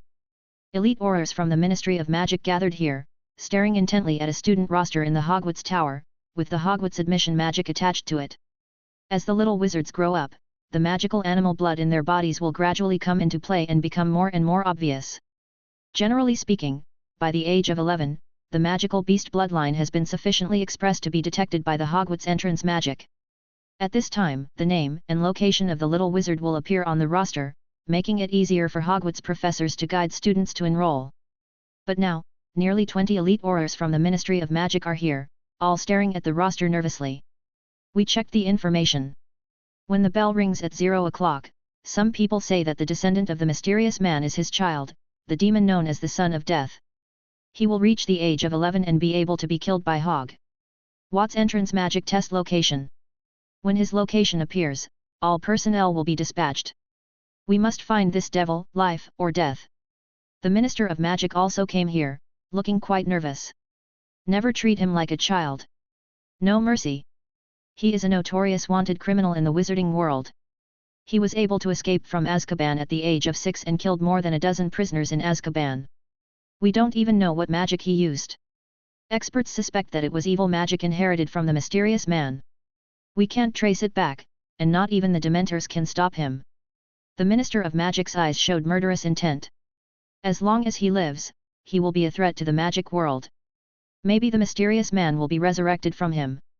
In this operation, you can use the death curse without any scruples, and the Wizengamot also agrees with our approach. The elite aurors all nodded and stared at the roster. Click. Click. The last time passed as long as a century. As the aurors waited anxiously, finally, the hour, minute and second hands on the bell tower coincided. Boom. There was one more name on the roster, which was the name given to the family by Death's son when he was born. After the name, there is a specific location. There was a cold light in the eyes of the aurors, and nearly 20 aurors immediately took action, walking outside Hogwarts and arriving at a place where they could disapparate. Boom. The bells are still ringing, the death knell of the Son of Death. Chapter 47. Amidst the dull ringing of the bell, nearly 30 aurors flew out of the protective magic range of Hogwarts on broomsticks and began to disapparate at the same time. One figure after another crossed the space and instantly appeared in an abandoned industrial park. Thump. The lingering sound of the Hogwarts bells seemed to be transmitted along with the aurors, making the late-night air feel particularly heavy. Rufus Scrimgeour, who served as Minister for Magic in the original books and is now head of the Auror Office at the Ministry of Magic, a tough guy from beginning to end, is also here in person tonight. Looking at this building in the dark night, Scrimgeour's eyes were gloomy, and there was a smell of danger in the air. It's a pity that Moody has retired for 2 or 3 years due to an old injury. Otherwise, with Moody's magic eye, this operation would have been much smoother. But it doesn't matter. There are nearly 30 elite aurors who can fight against the mysterious man. Even if the Son of Death is really the descendant of the mysterious man, he is only 11 years old now, why should he escape from here? An auror took out a silvery sphere from his arms, took out his wand and cast a spell on it. The sphere immediately rose into the air, and the magic text on its surface lit up, emitting a silvery shimmer. Waves of strange fluctuations came from around it, covering the entire industrial park. The apparition interference device has been turned on. Haha, a one-time prop that costs 1,000 galleons, it can be considered worthy of this Son of Death.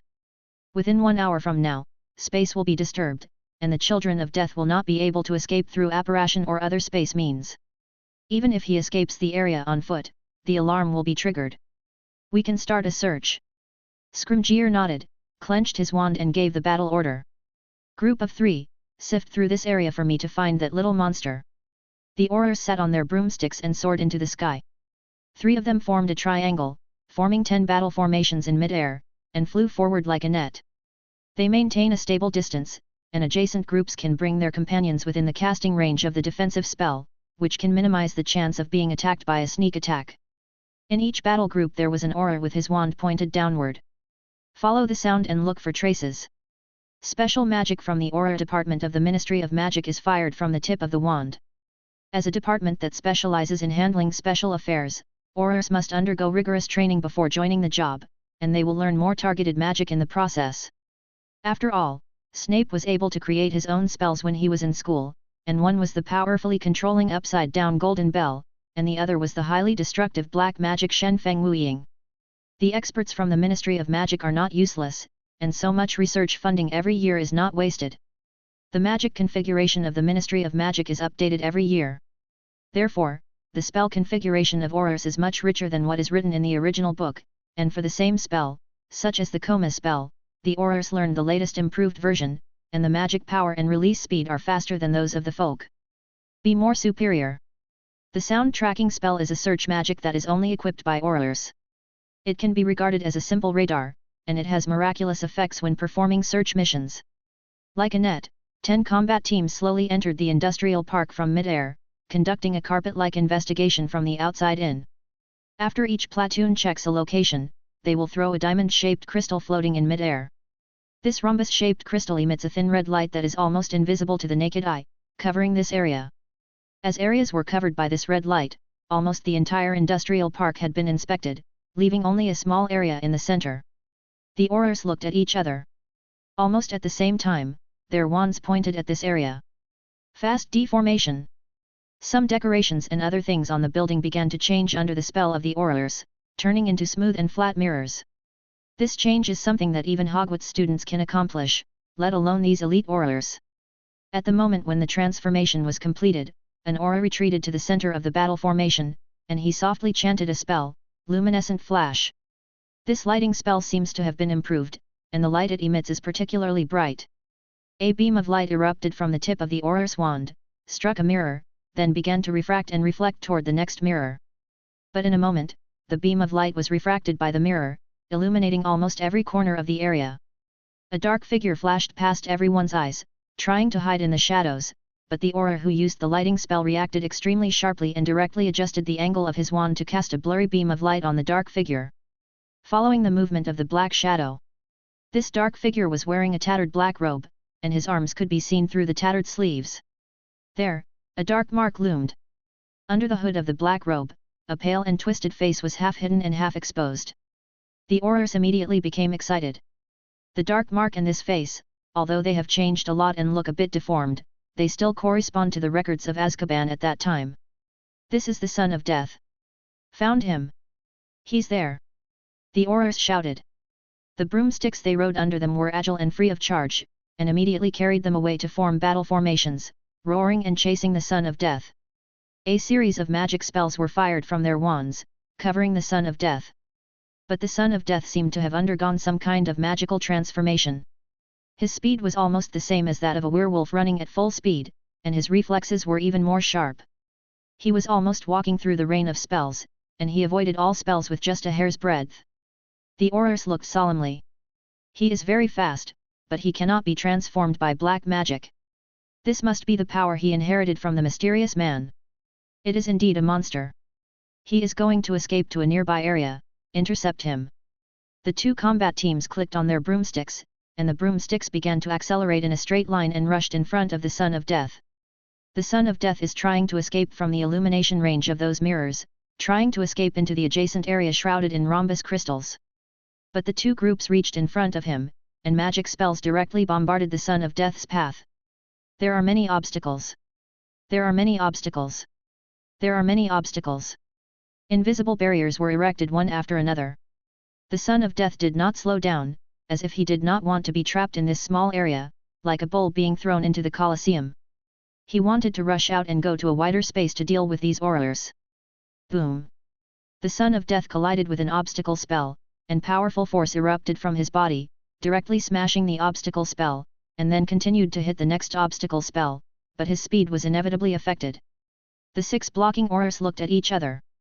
4 of the aurors continued to cast obstacle spells, slowing down the Death Child. The other 2 aurors scattered some seeds on the ground ahead and pointed their wands at the ground. All things nourish. The green wand was launched, and a few seconds later, tough vines emerged from the ground and wrapped around the Son of Death. The Son of Death let out an indistinct roar and struggled to break away, but for a while he couldn't break free from the entanglement of the vines. Instead, his hands and feet were entangled by more and more vines, and they were gradually fixed in place. When the Son of Death was entangled, the aurors behind him also caught up. 30 aurors surrounded the Son of Death, without any gaps in the encirclement. It doesn't have any spell-casting ability, it's just a bit more brute force. No matter how powerful his brute strength is, can he still be bigger than a giant or a giant dragon? But without the protection of the wizard, the giant and the giant dragon will also be captured, let alone he is only 11 years old. Kill him and go back with the body. The tips of the aurors' wands were filled with dangerous light. In a room some distance away from the industrial park, Mark looked out the window with a pale face, sharing the perspective of the undead Terminator who was in a desperate situation. These aurors, I underestimated them. With the assistance of flying ability and various magic props, coupled with their various magic equipment, their fighting methods are much richer than in the original work, and their actual combat effectiveness is not at the same level at all. It seems that I still have to be more cautious when it comes to Dumbledore and Voldemort, and I cannot follow the performance of the original work in everything. The aurors were reflected in his eyes. The script hasn't been developed yet. I have to add some strength to the undead Terminator. Mark looked pale and snapped his fingers. Rune Ed, one of the runes that Mark obtained during his promotion process, can enhance Mark's understanding of necromancy and allow Mark to perform more effectively. At this time, the power of Rune Ed began to appear, and Mark relied on his relationship with the Necromancer to release magic through the Necromancer. Bone spurs suddenly grew out of the body of the undead Terminator, piercing the surface of the skin and even piercing its blood vessels. Drips of blood flowed down the bone spurs. Sharp bone spurs extended from the Death Terminator's body and turned into sharp swords to cut the vines, causing the vines to turn into pieces in an instant. Then the Death Terminator grabbed a bone spur, pulled it hard, and actually pulled it out of the body, forming a javelin. It grabbed the javelin, roared and threw it towards the auror in mid-air. The biting wind instantly approached an auror's face and penetrated his head. A dull sound came from the body of the undead Terminator. This was the sound that Mark had recorded with a tape recorder before, and then inserted the tape recorder directly into the skeleton of the undead Terminator, which came in handy at this time. I am the Son of Death, the heir of the Dark Lord, destined to rule this magical world. If you dare to offend me, you will all die here. Chapter 48. Call out. The bone javelin was projected by the undead Terminator at an astonishing speed. The aurors in midair barely had time to react. One auror was pierced through the head by the javelin. Puff! The whole head exploded, and red and white splashed all over the sky, splashing on the other aurors. No! Angry cries came from the mouths of the dead aurors' fellow members. You damn monster! Avada Kedavra! A dazzling green light burst out from the wand of the deceased companion, and instantly bombarded the undead Terminator. Scrimgeour saw this scene and his tense spirit relaxed. Although it's a pity that I couldn't capture the Son of Death alive, it's good to be able to bring his body back. After collecting the bodies, this matter is over, and there is finally an explanation. Just when this thought flashed through Scrimgeour's mind, a sudden change occurred. The aurors were falling from mid-air, preparing to collect the body of the Son of Death. An auror with particularly keen observation suddenly noticed that the Son of Death moved his hand. Armor protection. He shouted subconsciously and released a protective spell. It was this subconscious action that saved the lives of these aurors. Because at the next moment, the bone spurs all over the body of the undead Terminator violently flew outwards, covering the aurors who fell from the air. The aurors were all stunned by this scene and were caught off guard. After so many years, the only one who can survive under the curse is the boy who lived. Even the Dark Lord himself will be killed by the rebounding curse. The Son of Death is not dead. A deep voice came from the body of the undead Terminator again. I am the Son of Death, I am immortal. At this moment, the aurors all recalled the rumor circulating among the Death Eaters. The Son of Death is born close to death, and he is the mortal enemy of the boy who lived. An idea flashed through their minds. Is this true? The Son of Death and the boy who lived, are they really enemies of each other, and can they both survive the death curse? Boom! The surprise only lasted for a moment, and was dispelled by the sound of bone spurs hitting the iron armor spell. The iron armor spell released by the aura just lasted only for a moment before being shattered by the bone spurs. The bone spurs continued to fly towards these auras with strong force. Fortunately, these auras were all elites who had survived bloody battles with Death Eaters, and their combat awareness was very sharp. A short period of time was enough for them to reflect. More than 20 auras dispersed almost at the same time, climbing higher into the sky. Some are continuously releasing iron armor spells to resist the bone spurs flying towards them. Some demonstrated superb transfiguration skills, turning an object into extremely flexible rubber and constantly deflecting flying bone spurs. Except for 2 unlucky auras who were seriously injured and fell off their broomsticks, these auras did not suffer much damage. It was just that the formation was scattered due to the incident just now, revealing a breach. Without any hesitation, the undead Terminator roared again, stepped forward, seized this opportunity at an extremely fast speed, and rushed out of the breach towards the nearby area. When Scrimgeour saw this scene in the distance, a stern look flashed in his eyes. He never imagined that the Son of Death would still find a chance like this.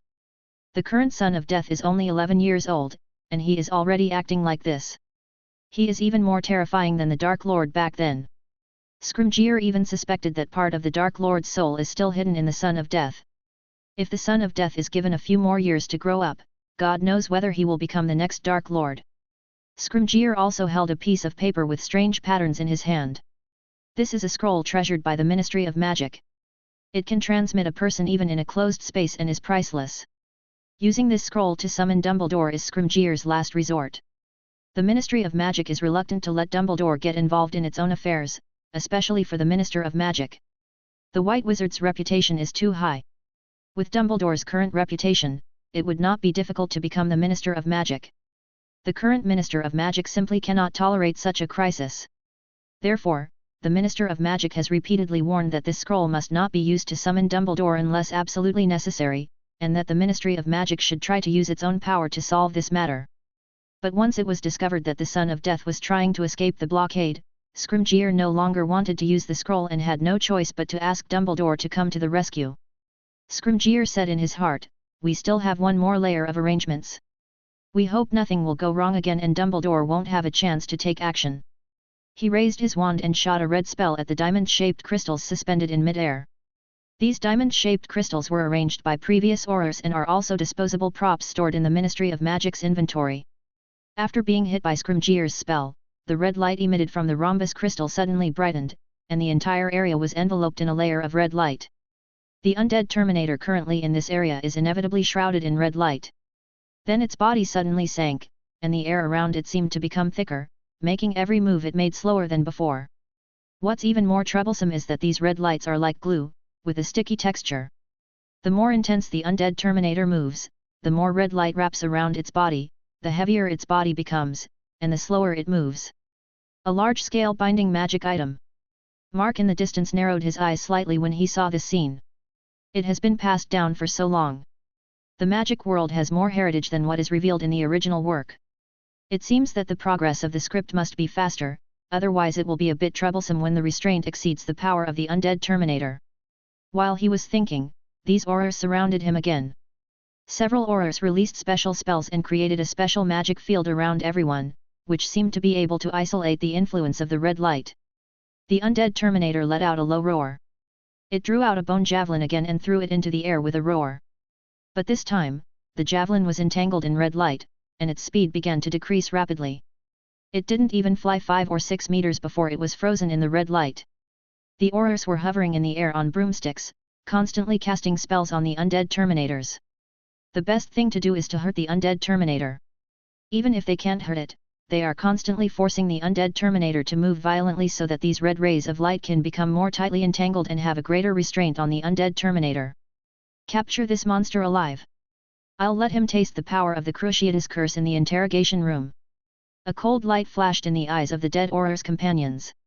They sneered at the struggling undead Terminator, watching it scurrying around like a headless fly in the red light, as if looking at an insect about to be solidified in amber. It's almost here. Even a giant dragon is covered by so many obstructing crystals and is almost unable to move. The Son of Death's movements are getting slower and slower, and he can hardly move. The undead Terminator moved with difficulty and leaned against a large iron kin more than 2 people tall that could be seen everywhere in this area. There was a skull painted on the back of the large iron kin, indicating that the liquid contained in it was highly corrosive. Relying here, the undead Terminator can only move its head. It raised its head and looked into the air. Its face was somewhat similar to Mark's, and coupled with the feedback from the blood detection magic, the Aurors were convinced that this was the Son of Death who escaped from Azkaban a few years ago. Arrest him, be careful this time, don't have any more accidents.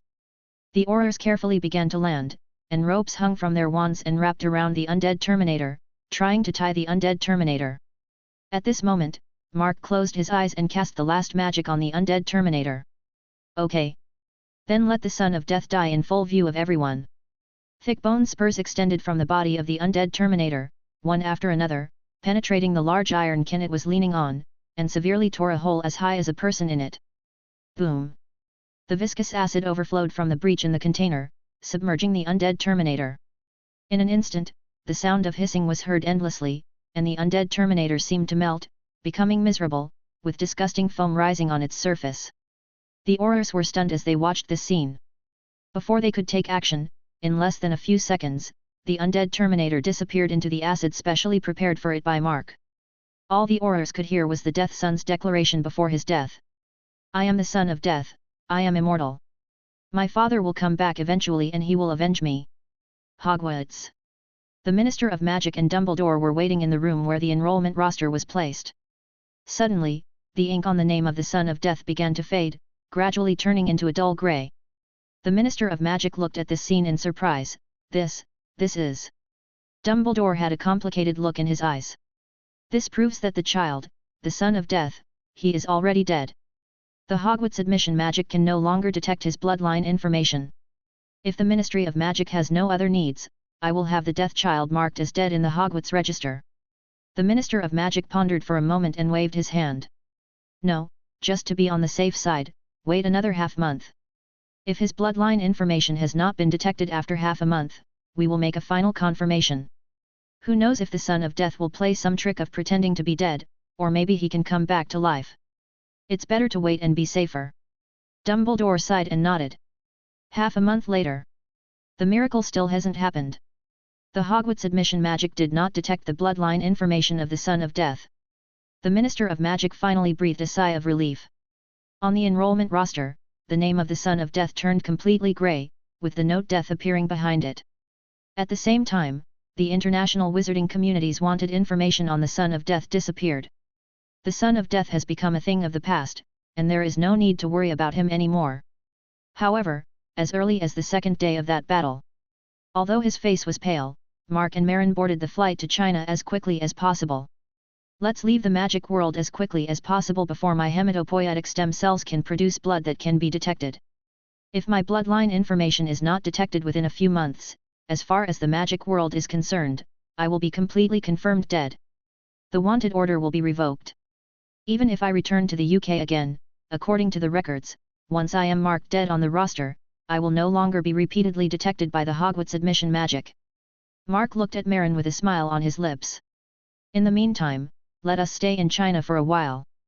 Chapter 49. Sorry, there are too few flights to China and we are in a hurry, so we can only sit here. Marin was sitting with Mark in the second-class cabin of the plane, with a somewhat apologetic look in her eyes. Mark just had a blood change not long ago. His face was still as pale as a sheet, but he shook his head slightly. It's okay, the more low-key the better. Don't worry about me. There is nothing wrong with my body. I will recover after a few days of rest in China. When you arrive in China, I'll take you to cook old Beijing's mutton hot pot, and then find an alley to eat the most authentic roast duck. A smile appeared on Marin's face and she whispered to Mark. While the two were talking, the last few passengers hurriedly boarded the plane. Not long after, the plane moved forward on the runway with a slight shaking, and then took off with a roar. During this process, a yellowed book slipped out of the backpack of a middle-aged man on the left side of Mark and the others, and slid to the ground next to Mark's seat. Mark frowned and stretched out his hand, about to pick up the notebook and hand it back to the middle-aged man who hadn't noticed yet. And at this moment, Taegyo suddenly let out a light sigh in the Mark of the necromancy school. What? Wait, there's a weak power on this thing. This is pure power of will. How can there be such a high-level power of will? Is this a relic of an ascetic monk? Mark picked up the book with a look of surprise in his eyes. After Taegyo appeared for so long, Mark had never seen Taegyo behave so ungreatly except for the time when he met the evil god's family. The power of will? What is this? Mark asked in his mind. Taegyo quickly recovered from his surprise and began to explain to Mark. The power of will is the rare power that everyone can possess. It comes from deep within everyone's heart. It does not have any magical power, but it has the ability to inspire people to create miracles. Such pure power of will is really rare. The person who left it behind should be an ascetic monk or someone who has achieved enlightenment and liberation. Mark raised his eyebrows and looked at the book. This seems to be a diary that has been around for some years. The paper is yellowed and all the writing is in Chinese. What is the use of the power of will? Mark continued to ask Taegyo while looking at the diary. Taegyo's voice was a little solemn. The power of the evil god's followers that you have encountered is a chaotic, frightening, and crazy power. The Hound of Tindalos cannot be destroyed because of this power. Your magic power cannot cause any intrinsic damage to it. You can only seal it using other methods. And this pure power of will is the most steadfast force. It can resist the power of chaos from the followers of the evil god. If this power were a little more, it might be possible to destroy the two immortal Tindalos hounds you once captured. Hearing this function of the power of will, Mark also showed an interested look in his eyes. He temporarily gave up the idea of returning the diary to the middle-aged man, but planned to open the diary to see what was recorded in it and why he could retain the power of will. Swish, swish. Mark flipped through the pages of his diary and entered a period of time decades ago. It was not long after the founding of the People's Republic of China that a 30-year-old young man took off his military uniform and continued his career interrupted by the war. When he was in college, he had always determined to become an excellent diplomat and do his best for China's diplomacy. However, although the founding of the People's Republic of China marked the end of a difficult period of history, it also marked the beginning of another difficult period. In the country, all kinds of wastes are being prospered. The international situation is also turbulent and full of crises. New China's diplomacy was almost non-existent, and the international community treated this newly established country with the greatest malice and contempt. Comrades, we are facing a more complex international situation than in the past. I know many people are murmuring in their hearts that a weak country has no diplomacy. This is the lesson we have learned over the years. Yes, our current New China is a weak country. Its industry, military, and economy are far behind those of Western countries. We have no say in diplomacy. But that's no reason to do nothing. As diplomats, we should speak out for the New China and do everything we can to unite the forces that can be united. I know there are ups and downs ahead, but comrades, if we can unite a little more and make a louder voice, we can reduce the pressure on the country and buy some time for development. This is our mission as diplomats. Let's go to where we should go. The young man went to Africa, which was still in turmoil, to negotiate amidst the hail of bullets and convey China's goodwill. He spent a total of 20 years in Africa. In the past 20 years, he suffered 5 gunshot wounds and crawled back from the gate of hell 5 times. He was also infected with malaria and was tortured by high fever and dehydration until he was in human shape. However, he still stubbornly got up from the hospital bed and continued to stagger around this land. I have also traveled to areas that were so remote that I didn't even understand the language, and suffered violence and abuse from the locals, but I still tried to build friendly relationships. Over the past 20 years, he has become as tanned as charcoal because of his talent and handsome appearance. He has learned the dialects of almost all tribes in Africa and can communicate smoothly anywhere on this land. He even taught dozens of African children with literacy and numeracy. Those tribes went from fearing and rejecting him to respecting and loving him. For 20 years, he spent his most youthful and powerful years here, leaving only a body riddled with scars and diseases. There was no shortage of diplomats like him. They cried out in rejection and indifference, fighting for whatever power they could for China at that time. China's diplomatic career went from nothing in 1949 to entering the United Nations in 1971. In the past 20 years, countless diplomats have worked hard. The young man's children in China have grown up, but the young man has never seen him. The young man's wife has half of her black hair turned white. And he himself has gone from that high-spirited young man to a waning old man. 20 years of hard work had drained his energy.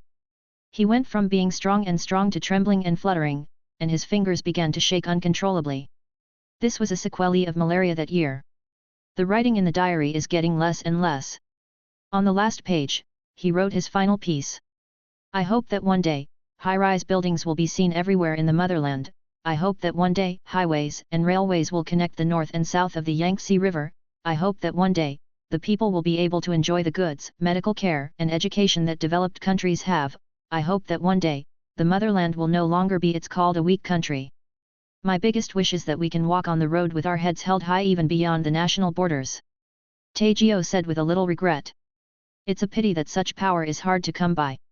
There are too many people in the world who are mediocre and follow the crowd. There is not one such determined person among them. Hearing Taegyo's words, a hint of pride flashed across Mark's eyes. The plane made a low roar and flew over the continuous white clouds 10,000 meters high in the golden sunshine. Under the blue sky and white clouds, a vast and fertile land appeared in Mark's field of vision. Mark put his hand gently on the window and looked at this land of 9.6 million square kilometers.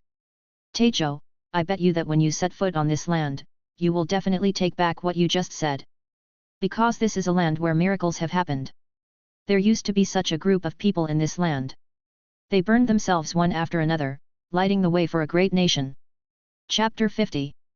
After Mark finished reading the diary, he touched the middle-aged man and spoke in Chinese.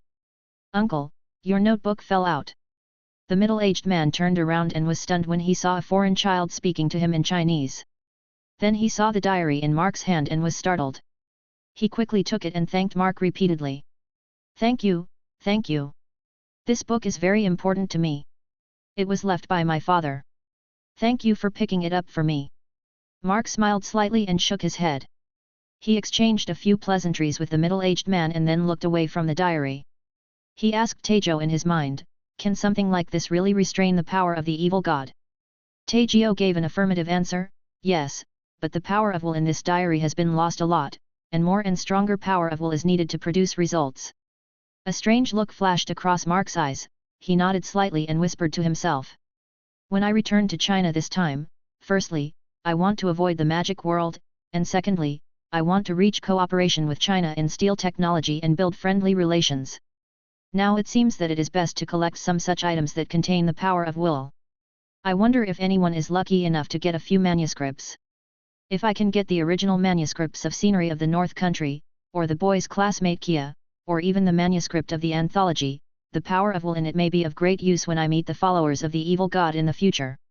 While Mark was thinking, the plane gradually fell downwards. With a slight vibration, the plane landed at Shanghai Airport. Marin and Mark walked off the plane with their suitcases. They saw a banner in the distance at the pickup gate, and some people who looked like cotters were waiting. There is a line of words written on the banner in Chinese and English, warmly welcome Ms. Zoe Isaac to come and communicate.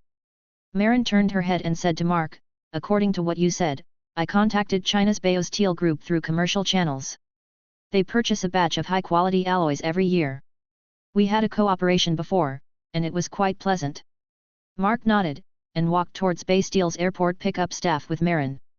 A director named Lee, who had met Marin before, was in charge of reception. He shook hands with Marin warmly and said sincerely, Ms. Zayasik, on behalf of Bao's Steel, I would like to extend a warm welcome to your arrival. The Zayasik Steel Company founded by you has mastered a variety of advanced technologies. It has become famous in the UK in recent years, and we have heard of its name for a long time.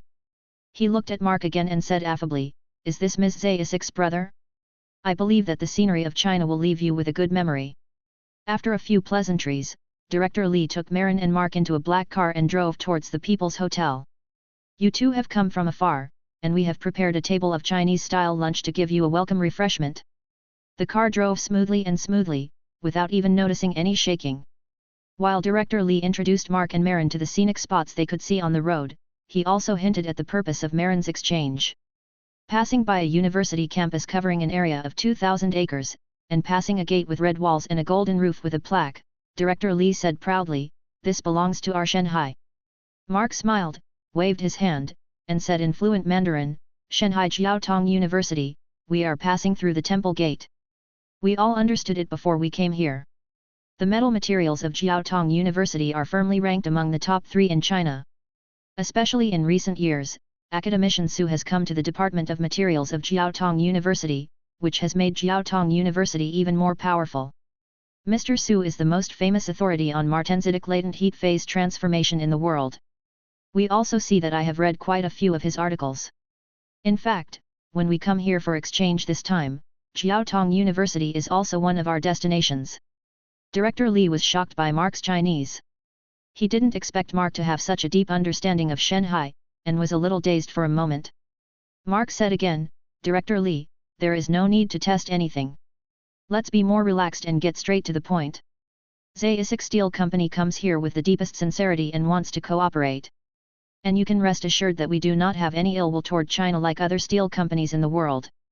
I am a person who likes China, and you can tell from my Mandarin that we hope to maintain a good cooperative relationship with China. As for the details of the cooperation, how about we discuss it in detail at the dinner table? Hearing what Mark said, Director Li was surprised. He glanced at Marin calmly and found that Marin's expression did not change at all, as if he was following Mark's lead. Among these two people, it seems that the child Mark is the one who makes the decision. He exclaimed inwardly, good guy, it turns out this is the real Buddha. While they were talking, the car stopped at the entrance of the People's Hotel, and the group of people followed the guidance and walked in. Bay Steel's senior executives were already waiting in the box, and there was also a figure who had been well known to Mark for a long time. It was Mr. Su who was mentioned in the car just now. He was also one of Bay Steel's consultants. When Director Li led Mark and the others into the box, all the senior executives stood up and greeted Marin. The translator on the side translated, but Mark waved his hand. No need to go to such trouble, we can just communicate in Chinese. I have loved China since I was a child, and I can understand Chinese folk proverbs. All of us here are seniors from Bayo Steel and the steel industry, and some of them have well-known names. Although we have never met before, we can still be considered old acquaintances. Please sit down, everyone. Let's not be so polite. Let's just chat at the dinner table. All the senior executives were a little stunned by what Mark said. They really didn't expect that this blonde and blue-eyed Western kid could speak fluent Mandarin, and he had a good impression of Huaxia and Bayo Steel. Not to mention anything else, the senior executives felt extremely comfortable. There are many dishes on the dinner table. Just 3 soups were prepared, one was borscht soup, one was lahuo lotus root and pork ribs soup, and one was cream pumpkin soup. In addition, the dim sum on the table is Cantonese cuisine, which is very exquisitely made, such as shrimp dumplings, fish balls, mala cakes, etc., and some Western cakes and desserts are also sandwiched. The main dishes are mainly palace dishes in Shandong cuisine. They are very delicious and can be eaten with gusto by people of all tastes. There are also some steaks and the like. Marin was dazzled by the dazzling array of dishes. Mark gave her a few chopsticks of the dishes. After a brief taste, Marin's eyes lit up and she started eating in small bites. While they were drinking wine, Mark took a sip of juice and said casually, I know you are all wondering what our purpose is. There is nothing to hide. We feel that China will be a huge market in the next few decades. Building friendly relations with China is our company's future strategy. We are seeking cooperation with sincerity, and we should learn from all aspects and share our needs. This is our intention. Bay Steel's senior executives took a breath of cold air, feeling surprised, happy and suspicious. Is there any interoperability? China's metal material technology has been lagging behind the West for 30 years. What China has, the West has, and what China does not have, the West has most of it. This was a pie-in-the-sky thing. The pie really fell, and they really couldn't believe it. This. When they were looking at each other, Mark picked up the suitcase on the ground and pretended to open it, but in fact he took out the drawings from his waist bag that had been cast with a traceless stretching spell. We prepared a meeting gift to show our sincerity. The Z60 Series 2% titanium aluminum alloy heat treatment process includes dipping, normalizing, tempering, and aging strengthening parts. I wonder if this meeting gift is acceptable.